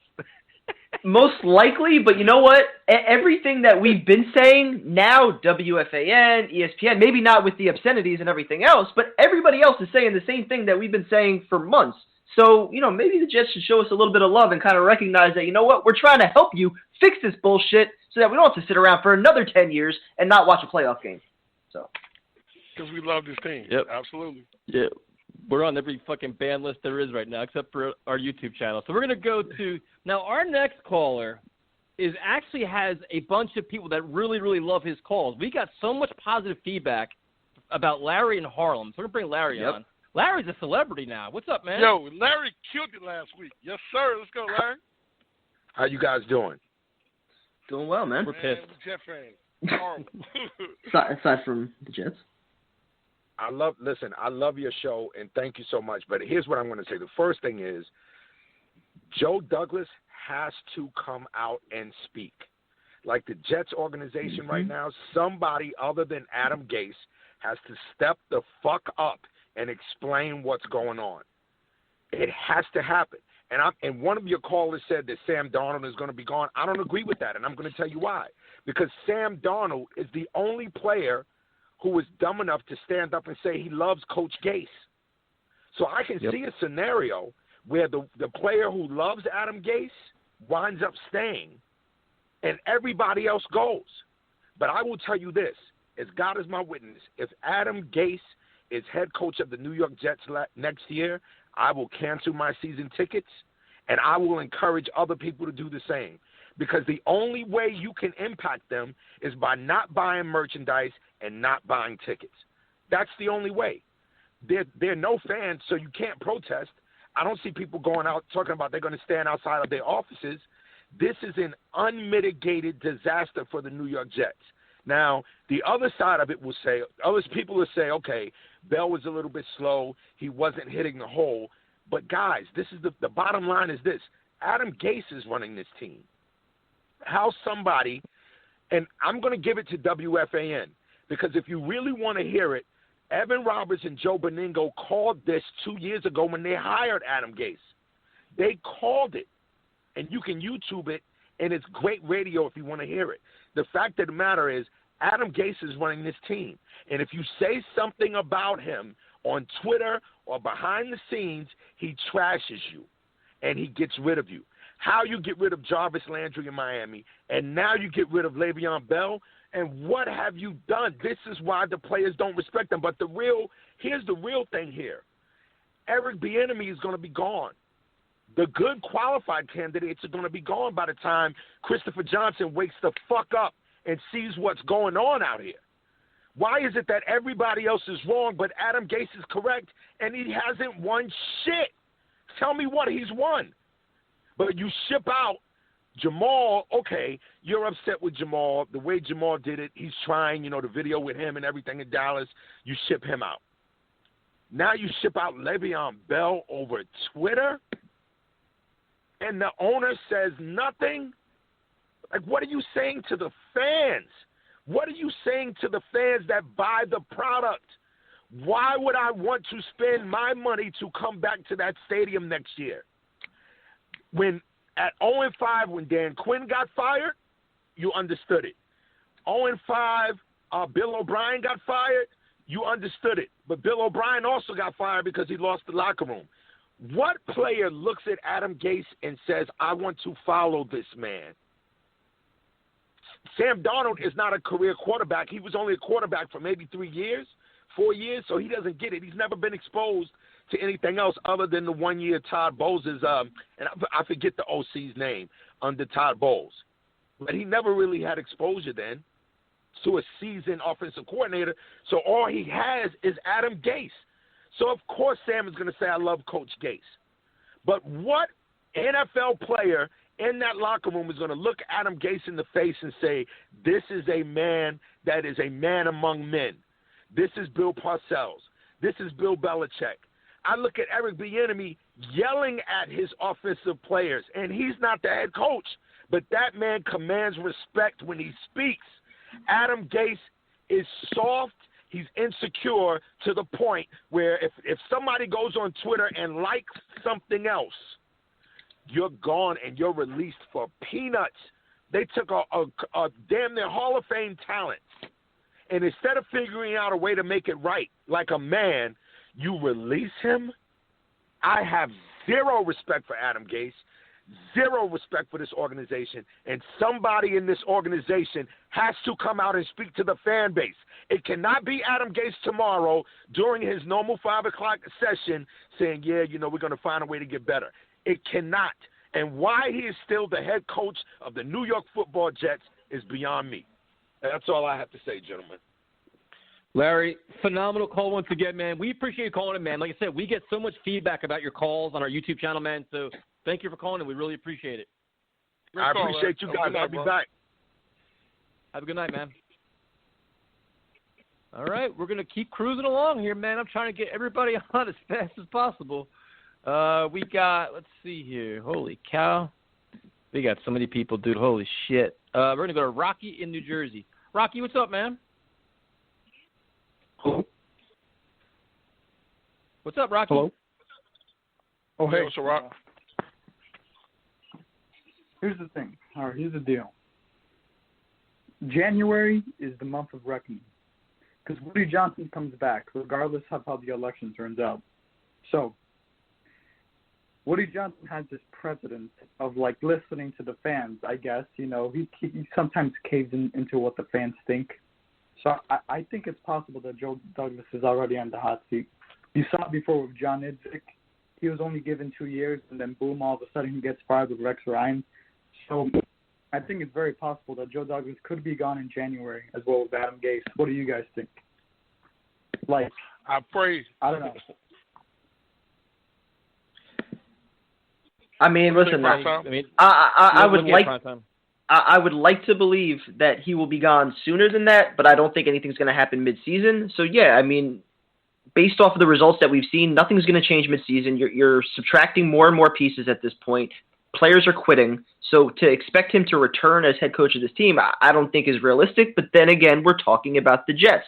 So to completely rule anything out at this point, until he's actually fired, there's always going to be that thought in the back of my mind that, they're going to find a way to pat themselves on the back for, 3 or 4 meaningless wins, if we even get that many, and say, we're making progress. So That's the way I look at it. But the whole thing with Joe Douglas though is a fascinating thing though. Adam Gase being fired to me is a no-brainer. But I mean, do they get bold and say, you know what, we got to blow out this front office that we give a 6-year contract to? They still got 4 more years left on that shit. It's only if you have a prominent guy. I mean, if you have a prominent head coach, yeah, I don't think Douglas has done enough to solidify his job going forward. But yeah, if you're talking about a Bieniemy type or somebody like that, Joe Douglas is going to have the opportunity to bring in his head coach. And, if he's going to be running the show, to think that he's going to even look to target, that prominent guy that's going to want full autonomy over decisions, it's not going to happen. Not that I think that guy would even want to come to the New York Jets or take this job. Ownership's not going to pay that kind of money for that kind of prominent head coach as it is, let alone this being a place that's just a complete disaster right now that I don't think a prominent coach would want to come to and completely start over, with a rebuild. So, it's twofold. I don't think they have a chance to get the guy like that, and that would probably be the only way that they would move on from Joe Douglas. What a disaster. Rocky, thanks for calling, man. We appreciate it. Have a good night, Rock. Who would want to come here, bro? Shit show. Yeah, dude, right now, I mean, and that's what's such a shame is that 2 years ago, this was a prominent place, right? Matt Rule wanted the job, but we had to dictate the staff to him. Mike McCarthy said, I think it was the Jets were his top choice at the time. You had Kingsbury in the building, all these guys, and the Jets and the Browns job were viewed as the two best. I think it was out of 8 openings. Jets and the Browns were viewed as the best. And yet now we're talking about maybe somebody wanting to come here, hopefully, if we throw the bag at them. And even then, I don't think so. All right, we're going to go to Bill in Canton, Georgia. What's up, Bill? Good evening, fellow Jet fans. Good evening. And I'm going to totally go contrary to every call and all of you. I think you're not seeing the forest from the trees. Remember, I'm an old Jet fan. I was at the championship game in '68. I remember the attitude of what everyone thought going into that Super Bowl when I was a kid. And we won. This is a time, mark it down, because I'll call back in a few years. This is the undertow before the wave. What you're seeing now is the seeds of ultimate success. They're going to lose out the year, whatever their record is. They might win a game, maybe 2. I think odds are they'll be in the first top 2 in draft picks. They'll probably have the inside track for Lawrence. I don't want them to take him. I want them to trade that pick, because when that pick comes in, and you can keep Darnold, who I think is fine once he gets some talent around him, and yes, a new head coach when he goes 16-0. And I guarantee you that with all those picks, you're looking at a haul of maybe 10 picks in addition to the extra 2 picks from the Jamal Babe. That would be the price for a kid like that out of Clemson. And it would be maybe even a player, too. And so you add that in, and not only will it be an attractive job, it will be the prime job with that choice. Second of all, Douglas so far has done a decent job. Forget about the dumb free agent patchwork offensive line. He found 2 things that were very important. Fant, as a free agent, looks like a decent tackle, a competent right tackle. And Beckham looks like a stud, permanent 10-year offensive tackle. In the middle, we have Quentin Williams, who's becoming a stud. We have 2 good safeties, including Mays. You re-sign him. You got the guy from Seattle Fine as a stopgap player. You're good up the middle. Yes, and hold on a second. So with all that draft capital and what you can get, the 2 or 3 players you can get in free agency, this team could turn around very fast. Because now on the offensive line with Fant as a tackle, you grab another tackle, and then all you have to do is draft a couple of guards and a couple of centers, and you've got an offensive line, toss in a receiver or 2. It changes that quick. As for Bell, he can be replaced. He wasn't going to be on the team in 21 and 22 anyway, especially with that bloated contract. Might as well cut bait with him now, because I got to tell you, I'm old-fashioned. When they're paying you the kind of money they're paying him, you got to be team all the time. You can't be tweeting like that. You get paid that kind of money, I don't care if they ask you to wash the jock straps. You do it. Even Warren Sapp said that one time. You pay me $16 million a year, he says, I'll do the laundry. So what you're seeing now is that it's the best thing that's going to happen to them, because it's going to lead to what will happen in the future, which is a haul of draft picks from trading that first pick, and you keep Darnold because he's a competent quarterback. He could be a top 10 quarterback. You put talent around him, and that will give him the opportunity, whoever they get as a coach. And Douglas so far, just not only the Beckham pick, the third round, the 2 or 3 other picks don't look so bad. I don't care if the receiver was a little injured. They're not even playing. What are we doing here? Yeah, right. You're right. You're looking for. Hold on. You're looking for immediate solution. It was never in the cards. I'm not looking for immediate solutions. No. I'm Right. not looking for immediate solutions. Right. But I'm not drinking Kool-Aid either. I'm not calling Quinn Williams a stud. Hold on. There's no Kool-Aid. When you get a haul, like look at the Dallas You just told me Cowboys. Marcus May is good and Bradley McDougal is good. Look at the Dallas Quinn Williams Cowboys. is a stud? Hold on. I lived in Dallas. Holy Look Christ. at the Dallas Cowboys when Jones took over with Jimmy Johnson. They were facing a disaster there. They were 1-15. They had Aikman as a quarterback, and that's it. He stripped the team. They got a haul for Herschel Walker. It ended up turning into 10 draft choices, and he rebuilt the team. It can happen again. With Jimmy Johnson. Well, you hire a coach. It will be a prime job. He's not just a coach. He's a Hall of Fame coach. Just hire a coach. There's Jimmy Johnson sitting on a tree right now somewhere? Right. Well, Jim, but the reality is when you're faced with this, as opposed to doing a little bit of winning, at most any little things that Gase could have did or a better coach, you would have won 4 or 5 games. You'd be in a lower position. Now, since you stripped it, and got rid of all this stuff, especially from the leftover mechanic, next year you will be in a good position because you'll have 10 draft choices potentially for that pick and a starting quarterback in Darnold who will look like an attractive place because a coach could come in with a clean slate. All he has to do is win 9 or 10 games and you'll be kissing his ass. That's it? Mark my That's words. That's all he has to do. That's all he has to do is win 9 or 10 games. Because that's so easy. Listen, that's so easy. I'll give you the 4 players they signed in free agency. You get 1 guard, so you don't have to draft all the guards to place the interior of the line. You draft a center and a guard in the draft. That'll give you an offensive line. And then you get a quarterback in free agency. You can pick up the guy that was traded that everyone was talking about. So you're going to sign guys you're going to sign guys to make up for the guys that weren't signed correctly this year. No. You just said a center, a guard, and a corner. What did Douglas do this year? What did you expect him to do?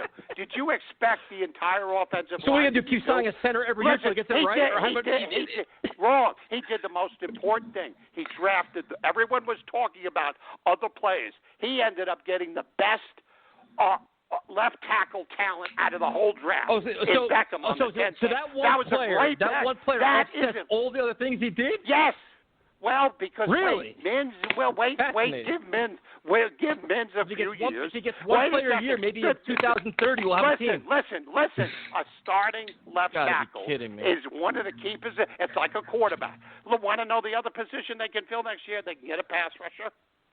They can get the guy that's going to be a free agent with all the sacks from Jacksonville. You solve that problem. Then maybe you get a corner. Then you get one guard. You're not going to fill it all with free agents. And then you can build the guards offensive this year, that's for sure. Well, but that's okay. It's adequate. Yeah, that's okay. Yeah, that's okay. We're going to write out all these signings. Because you're being you see what you want is you're unrealistic. You think all of a sudden you're just going to build. No, what I'm telling you, Joe Douglas credit, and now you gave him credit, and now you're going to sign guys to replace guys he fucked up on already. Because the offensive line is much more of an upgrade. I didn't expect him to be able to fill. No, you can't fill all those slots in 1 year. You just can't do it. But you nailed down the left tackle. Let me tell you something, and you got a decent tackle in free agent who's an adequate right tackle who can back up left tackle. You paid $9 million for an adequate tackle. That's good spending there. Yes, that's good. Yes, considering what they had. It is? That's a good. Oh, my God. By the way, he's played good. He hasn't given up a sack. He's played very well, and he's a backup left tackle. It's perfect. You can draft another tackle and get guards coming in. By the way, guards are fillable. Give him some time on that. And the center is the guards are filled. The guards are so filled. We can't find any for the last 3 years. Well, give him another draft. If he found, I know. We know it. We got nothing but time, man. We got another 20 years. Let's just give Joe Douglas an extension. Let's give Joe Douglas 10 more years. Maybe we can be competitive then. Mark my words. Trust the process. Mark my words. Mark it down now. It's what? November. What's today's date? October 13th. 13, perfect. Mark my words. By next year, when they make a move, and whoever they hire as coach, and Douglas accumulates the draft choice as he's given a sign with the Adams trade, which is still a good trade. And mark my words, when they trade that pick, and he's got all those picks, and all of a sudden has opening books in free agency, and they are able to stock over the next 2 years, mark it down. There'll be a winner. Mark it down. I'm going to close with you, and remember. I walked out of Shea Stadium, and everyone said they didn't have a chance in the Super Bowl. Within a month, they won. Bill, thanks for calling, man. We appreciate it. Remember, and it was one quarterback who was crazy enough like me to look everyone in the other side. Not only are you going to win the game, but I guarantee it. Well, guess what? I guarantee you this is the low before the big wave. There'll be a winner within 2 years. Bye-bye. Hey, have a good night, man. I mean, you know what? I mean, can I comment on that? So, I actually turn your volume down, dude. Turn your volume down. Your microphone. Can you turn it down? I can't. You still? Can't? It's Or still loud? Move it. Yeah, move it back a little bit from your. A little better? It's fucking blasting my ears out. Yeah. Okay. All right. So yeah, I mean, what I was going to say is that I don't think he's totally wrong about that. This might be like the bottom before we finally build it up, like actually really bottoming out like we've never done before. But the problem is, like, you're subtracting young players along the way, right? If the whole idea is to rebuild and kind of set a foundation, when you put guys like, Jamal Adams on the trade block and you get rid of him, and then you get rid of Robbie Anderson, you subtract pieces, weapons from your quarterback, you release Le'Veon Bell, you stick with the head coach that's not getting anything out of these guys. To say that the timeline is going to be a year or two, that's where I think he's off. So, yes, the Jets needed to bottom out maybe in order to finally turn this thing around. I can listen to that, but the timeline, I mean, he was acknowledging, all right, we need a couple offensive linemen, a couple wide receivers, a pass rusher, a corner, a running back, a tight end, like all those things while not knowing who the head coach is going to be. But then to say that we're going to win in 2 years, there are just way too many unknowns, way too many ifs, a lot of which we discussed coming into this year, and look what happened. Half of them got hurt, the other half aren't really performing, and we're the worst team in football. So I think there's still a really long way to go. Yeah, I mean, a good portion of this roster is not going to be here next year. I didn't comment because I respect my elders, and I didn't really want to say nothing crazy. I don't give a fuck, dude. So, listen, man, my whole point is everyone's talking about rebuild and this. I'm sick of fucking rebuilding, man. Like, when do we get something from the rebuild? Like, we've been rebuilding, man, as long as I can remember, and we're still in the same port we've always been, man. The shit is getting old, man. You have to give us something better than what we get. Not even that. Like, I don't give a shit about the past. Just look at what Joe Douglas has done since he's been here. What building blocks over the year and a half has he brought in? We give him Becton, and we're going to give him what else? Even Becton, we can give him credit for taking the offensive lineman, but we knew that, all the reports coming in, like, prior to the draft was that, he was going to prioritize offensive line, and that was the only guy left that he could take, right? The four guys that we were all talking about, the other three were gone. I'm sorry, Wirfs was still there. He still could have taken Wirfs. My bad. He still could have taken Wirfs, so you give him a little bit of credit, I guess. But still, like, Andrew Thomas, guys like that, I think if they were there, I don't know how that works out, but yeah.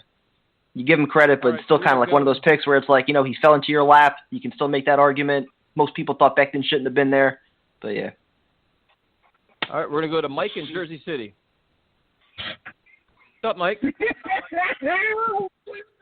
Oh, no. Holy shit, this fucking guy. No, absolutely not. This guy, man, does he have, whatever.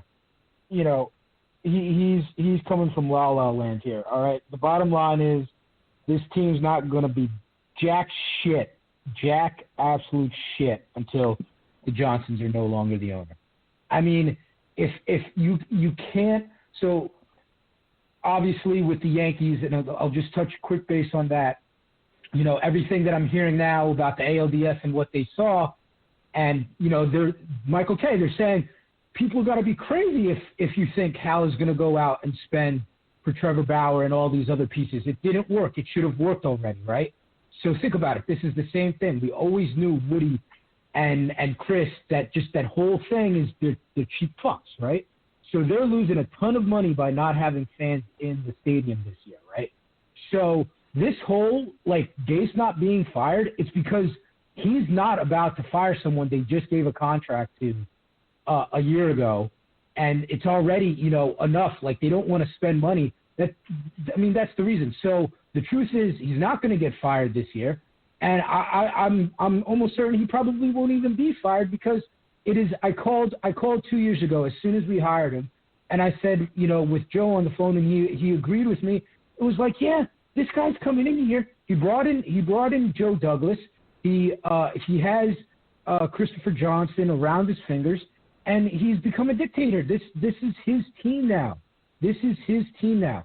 Anyone who believes, like, and I said this before, that Robbie Anderson couldn't have been resigned, no, he didn't want him on this team anymore. They didn't like each other, and Robbie liked the Jets, but he didn't like Robbie. Like, this is the thing. Like, this team is going to go nowhere until those owners are until the Johnsons are no longer the owners of this team. Like, want to look at it glass half full, half empty, whatever have you.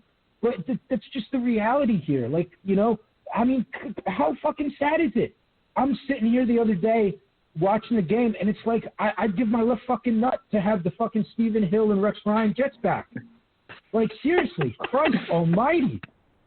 Like, I mean, like, and you know, I personally want to say, fuck all of you who wanted Rex Ryan fired. I never wanted him fired. We never should have fired him. No, that's the absolute truth. The absolute truth. We were one offensive coordinator and a legitimate quarterback away from continuing to be dominant with that team.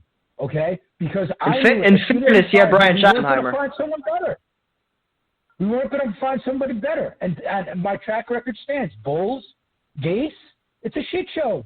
It's an absolute shit show. And God forbid we do fire him, and then we're going to go and hire Bill O'Brien because it's the Johnsons. I mean, that's just the truth of the truth. You can't sell it any other way. This team is going to go nowhere until they are no longer the owners. No other fan base should be wondering why there's a mass exodus of Jets fans jumping on the. We're refugees seeking asylum here. This is a shit show. North Koreans in North Korea have it better with rationing fermented cabbage each week right now. This is terrible. This is so bad. Mike. It's toxic. It's toxic. Mike, thanks for for calling everyone. it. Thanks for calling it, man. We the appreciate players, it. everyone. Have a good night, man. This show is crazy, man. We're gonna go to Devontae. Devontae, what's up, man? How you doing, man? Hey, I just got two things to say, man. I just honestly feel like one, the media. I just feel like the media doesn't help out with everything that's going on with the Jets because I know I ripped Rich Simony, whatever the hell his name is, on Twitter. I'm just like, dude, like you got to ask better questions because Gase gets backed into a corner when after a tough loss, and he's just like, oh, and I'm like, why doesn't anybody follow up with the question like, dude, how do you not know? It's just so simple, and I feel like, you know, the Johnsons are all about money, right? So if the media is on them, on the coach about like this is what's going on and you're trash, maybe they'll be like, well let's get Adam Gase the fuck out of here, and it's just so annoying. I hate listening to his press conferences. I hate listening to Darnold.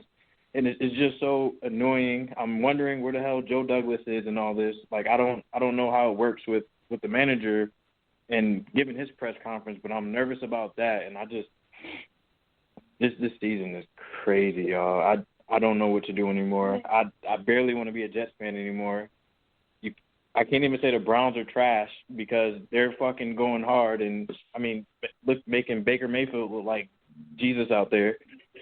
We can't make fun of nobody, dude. There is not one team, one organization, one fan base we can make fun of, dude. We are the laughing stock of the NFL. We got no backboard. We got no backbone. We got nothing. Exactly. And like it used to be the Dolphins. It was the Browns. But we now can't everyone say shit. looks amazing out there, and the Jets are just like, yeah. And Adam Gase comes We're in that here. team. Oh my gosh, I've been a Jets fan for so long, and this is just the worst ever. I'm afraid to even wear my damn jersey. Dude, dude. But Devontae, I thanks for calling, appreciate man. We y'all appreciate having it. me. I'll be following y'all, man. That's cool. Thank you. No, thank you, man. Have a good night. We're gonna go to. I'm gonna fuck his name up, but I apologize. Capel, what's up, man?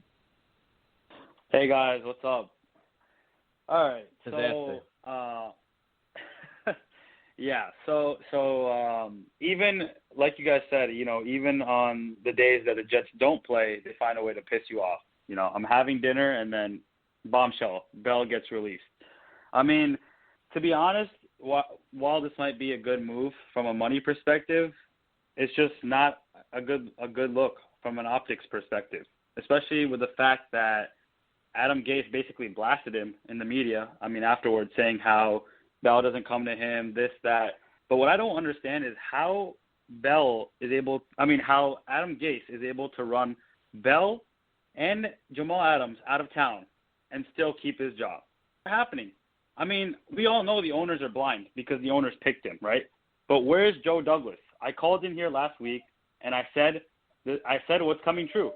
Adam Gase has more power than Joe Douglas. That's what it seems like in this organization.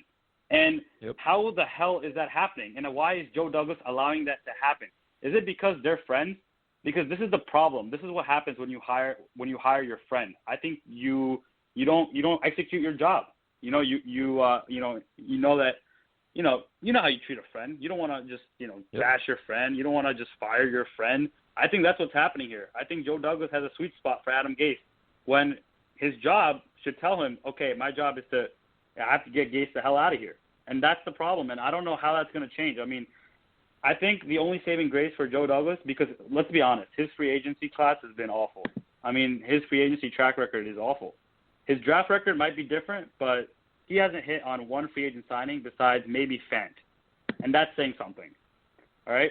Yep. So the saving grace for Joe, I mean, is after this offseason, getting the number one pick, which I think he expects to get, and they're going to keep Gase for the long haul. I think they're going to go with Trevor Lawrence.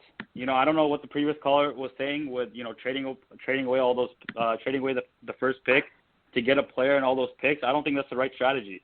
I think he's going to get rid of Sam, and as bad as it is for Sam, I think that's the right move. You got to reset the contract. You got to get a new QB in here with a new coaching staff. And you're going to have Trevor Lawrence with an Eric Bieniemy or a Brian Dable or a Greg Roman, who, hopefully Joe Douglas will pick. And then he'll have the rest of the picks and cap space to bring players in. And it's going to take 2 or 3 years. So that's the saving grace. If Joe Douglas knows that this is an absolute shit show, and he knows that Adam Gase is awful, and he's just going along for the ride, he's staying quiet, he's letting it all happen because he has a vision 2 or 3 years down the line. And maybe that's what, we can't stand anymore as Jets fans, because it's the same old story, 2-3 year rebuild. Well, it's the same old story because now the biggest concern is this team is rock bottom. Now you got to make sure you find a very prominent, powerful, successful head coach or a guy that can coach right off the block, because you're going to have all these young players. If this guy can't coach, you know how far it gets set back? And then the other thing is you got to hope Joe Douglas can actually draft and knows what the hell he's doing. If he doesn't, I mean, this is ground zero, man. There's nothing, you can't get any lower than we're at right now. So now you got to hope that you get a good coach that knows what he's doing, and Joe Douglas knows what he's doing. Yeah, let's be honest. If Joe Douglas doesn't hire the right coach, it's another 3 years of waste and then rebuild. I mean, let's be honest. That's for any franchise. If you don't hire the right coach, you're not going to go to the playoffs. You're not going to go anywhere in the playoffs. So, I mean, we all know that. And you ruin the young talent. That's the problem with Gase. All this young talent, including Sam Darnold, is being ruined. So if you not only you ruin what you have, you're ruining the future as well. It's like the trickle down of this mess right now is a couple of years, man. That's the problem. Yeah, I mean, I'm not denying that this is going to be another 3 year rebuild. But what I'm saying is the saving grace here in all of it is going to be Joe Douglas, because also he's not going to get fired. Okay, I don't see that happening. If the owners are not firing Adam Gase, what makes you think they're going to fire Joe Douglas? I mean, Joe Douglas has got a 6-year contract, so he's going to be around here for the long haul. I think, hopefully, Joe Douglas has told Christopher Johnson that Adam Gase is done. Like, his time is done, but he's going to help us secure the number 1 pick, and I think he's selling Christopher Johnson on Trevor Lawrence. And that's why I think Christopher Johnson's not doing anything. I mean, that's what we have to hope, right? Because otherwise it's a debacle anyways. But my issue is, what if you spend all this time tanking and ruining your young quarterback, and then you don't get the number 1 pick? You're picking second. You're picking third. Then what? They'll get the number 1 pick. They'll get the number 1 pick. I'd like to think so. They're not going to win a game. I'd like to believe that. I don't think they will win a game, but we know the Jets in November and December, when the games aren't meaningful. That's usually when the team shows up. So I don't know. To throw your young quarterback completely under the bus and not give him a chance, take away all his weapons, and then what if you don't get that pick? Do you just try to build him back up again from that? I don't know, dude. What if Trevor Lawrence decides to go back to school? Would you rather, if you was Trevor Lawrence's agent or his parents, would you know what I'm saying? What if he pulls to Eli? I'm not going to the fucking Jets. I would. Yep. That was my son. No, you're not going there, bro. They're a shit show. You ruin Sam Darnold and you don't get Trevor Lawrence? We're 20 years behind what he thinks? The 20-year rebuild. You said what now? Who cares what Trevor Lawrence thinks? I mean, listen, I don't think he's going to go back to school, all right? I think Trevor Lawrence, I mean, it would be hard for Trevor Lawrence to pass up New York. I mean, let's be realistic. As bad as the New York Jets are. If he wants New York, he would say, I'm not going to play with the Jets. I'm going to wait and I'm going to play for the Giants. I mean, exactly. as bad as the Giants have been, at least they're a respectable organization. Like, they have a history of doing it right. Why anybody would want to come here at this point? Yeah, but we got to if they don't get the number 1 pick. Capel, thanks for calling in, man. We got a lot of people to hold. We'll talk about Trevor Lawrence when draft season comes around. Have a good night, man. Bro. Good talking to you, man. We're gonna go to Justin. Justin, what's up, man? Oh my God. What's up, fellas? Your thoughts? Oh my God, thoughts. I got my head's racing every goddamn time this team. I have no expectations, and somehow they find a way to freaking make me aggravated. This is just getting to the point where it's just ridiculous. I don't even have words anymore for this nonsense.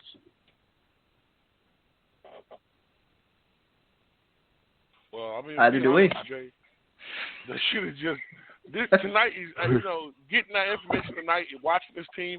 It just makes you realize, man. How do you even fathom this? How do you even come back from this? And all of this rebuild and it's gonna get better shit. I don't understand that, man. Like this organization just shit on its fan base, man.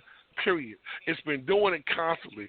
But to pick Adam Gase over great players that were really able to help him build, you just told us, man, that you're tanking the whole season, man. And you have a coach who is alienating the whole locker room. And I'm telling you, man, Sunday, them guys aren't going to fucking play for him, dude. They're going to quit, bro. It's going to be a bloodbath. It's going to be a bloodbath Sunday. Miami's going to kick our ass.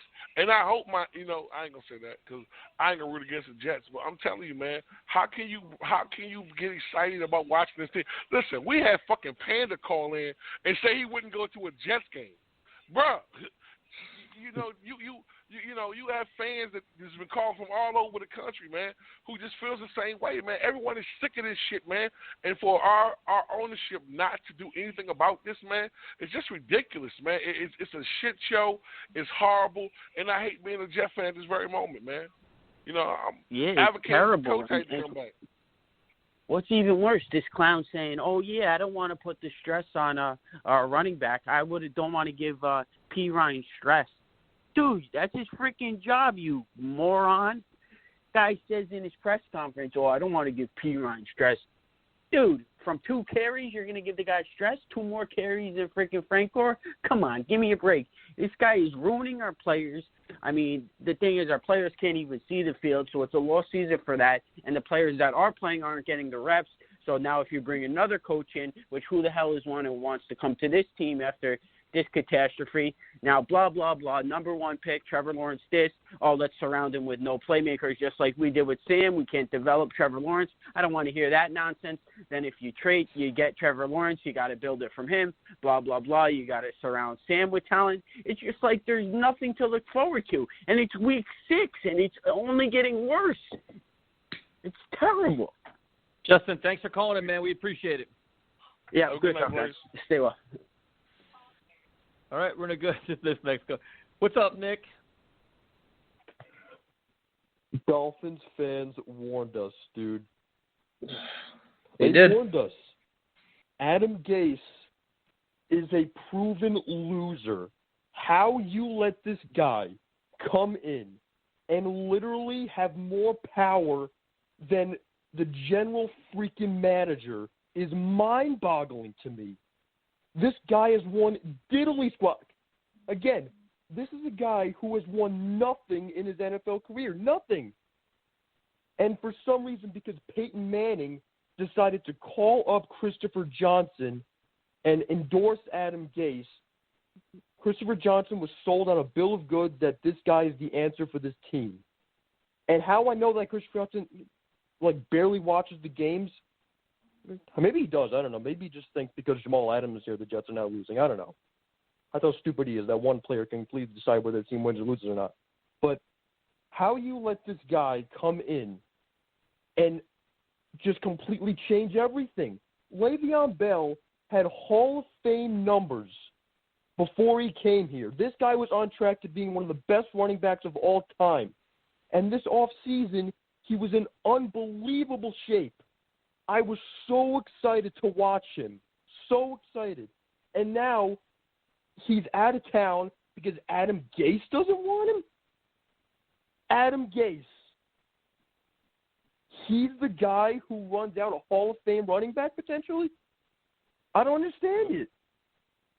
I don't get it. I really just don't get it. How Adam Gase has so much power in this organization that he chases out all of his best players. This is the same goofy nonsense that happened in Miami. The same nonsense. Jarvis Landry. I mean, there's so many guys. Adam Gase has proven that he runs out talent out of town. So I don't know what more Joe Douglas needs to see. I don't know, man. That's my Nick, thanks. Thanks for calling in, man. We appreciate it. Thanks. Have a good night. Oh, shit. We're going to go to Saeed. Saeed, what's up, man? Hey, guys. Yeah, after this meet with Le'Veon Bell, I will not be surprised if they trade Sam before the trade deadline and go completely in for the tank. And I'll be happy, man. I would love to see Sam get traded like San Francisco or the Colts or something like that, and see him under like an actual quarterback guru. Because I feel so bad for Sam that I just want him to get out of here and like salvage his career somewhere good, because we had 3 off seasons where it was like, this is like the most important off season in New York Jets history, and at every turn we have failed. We have taken the complete opposite direction to where we should have gone, and we've had like 3 years of constant recession in New York Jets. And it's just frustrating because it seems like you can't trust anyone in the organization to do anything. I understand that Joe Douglas, we have to give him more time, but how much power does he have? Is he, and I heard some people saying that, Woody Johnson has told Chris Johnson that, don't do anything until I get back, a.k.a. the election and after the election. So maybe that's why he's not firing. But, yeah, that's what I wanted to say.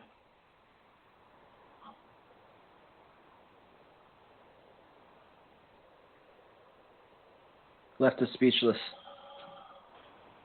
That's it? Me? It's I just thought what I it is, was man. off a call. All right. It's what it is. It's how bad it is. All right, we're going to go to Steve. Steve, what's up, man? Hey, guys. How you doing? All right. Oh, dude, Hey, it's been a wild one. Great to be on the show.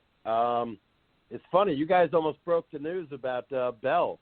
I had to Google it, and then I saw that he was released. So look, I've been a long-time Jets fan. I go back to the Richard Todd days and the A.J. Dewey fiasco, the Mud Bowl. The organization, as we know, it's not I always say it's not a professional football organization. The New York Giants are a professional football organization. The New England Patriots, the hated Patriots, I know we hate them. I hate them. We all hate them. They're a professional football organization. We're a dumpster fire right now. Adam Gase should never have been fired. All of the Jets fans around the country knew this. If he was hired, he should have been fired at the press conference because he was lambasted as a fool and a buffoon by the New York Post. Joe Benigno says, the players changed, the coaches changed, but the results stay the same. We're stuck with the owners, guys. There's no way that the Johnson brothers, and when Woody comes back, we'll see what happens. I think with Rex, they caught lightning in the bottle, and they had Darrelle Revis. So, the ownership's not going to change. So we got to hope that Joe Douglas, who's proven this before, is our only hope. Gase has to get fired. Now the question is it better to have this imbecile as coach, remaining as coach the rest of the season, so we can get, a higher pick and lose out? Though I'm sure we're probably, as Kevin said, right? Prime? Yep. As Prime says, and he's totally right, we don't know. Knowing the Jets, right, long-suffering Jets fans, knowing the Jets, we're going to end up winning one game or two in the last 8. Maybe Sam kind of catches fire. Maybe Mims comes back. Who knows? Maybe Perrine, if I'm pronouncing his name right, does some stuff, and they win a game or two. Maybe the Giants go 0-16. So then where are we? So I don't want to see Darnold. I'm not the kind of guy that likes self-inflicted wounds. Oh, let's send Darnold somewhere. And I'm not saying he's the answer because from what I've seen, I don't know if he's seeing the field, open receivers. But then again, is it Gase? And we'll never know. So I don't want to see this guy leave and then he becomes a superstar somewhere else, or a top 5 or a top 10 quarterback. If he's good, then I want to keep him and then build around him. And so Douglas we got to fire Gase. The question is not if, but when. And then Douglas has to take over as he has, pick the right players, get the right draft picks, and either build around Sam or you take a shot with Trevor Lawrence. But who knows? Everyone's saying he's a can't miss, Andrew Luck. What did Andrew Luck do?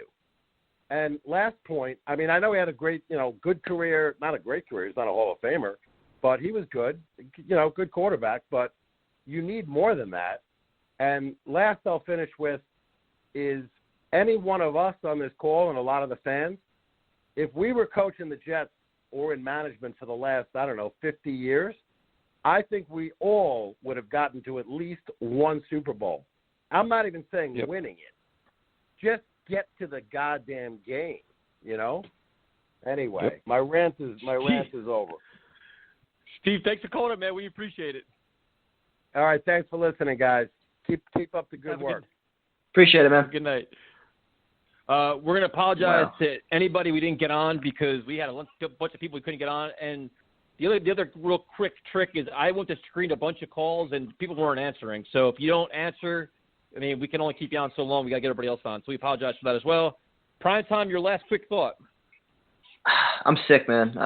This is like the first time all year because I went into this year no expectations. I didn't really expect much, and probably about 15 times this year we thought we hit rock bottom. This right now, I don't know how it could get worse than this. I don't know how much further rock bottom we could go. But seeing another talented player not work out here because of Adam Gase and letting Adam Gase dictate that decision, man, it's got me nauseous. So I don't know what else to say. Tyrone, your thoughts? Yo, I'm sitting there reading on Twitter, man. All these players just commenting on, dumbest shit in the world, man. I love this team. I hate our ownership. Joe Douglas don't get a pass. And Adam Gase is the worst coach ever the Jets have ever hired. And he's bringing his team down, man. All right, thank you guys for tuning in. We appreciate it.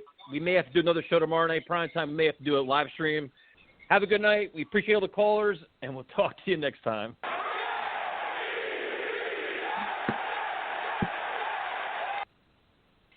Later, fellas. Later.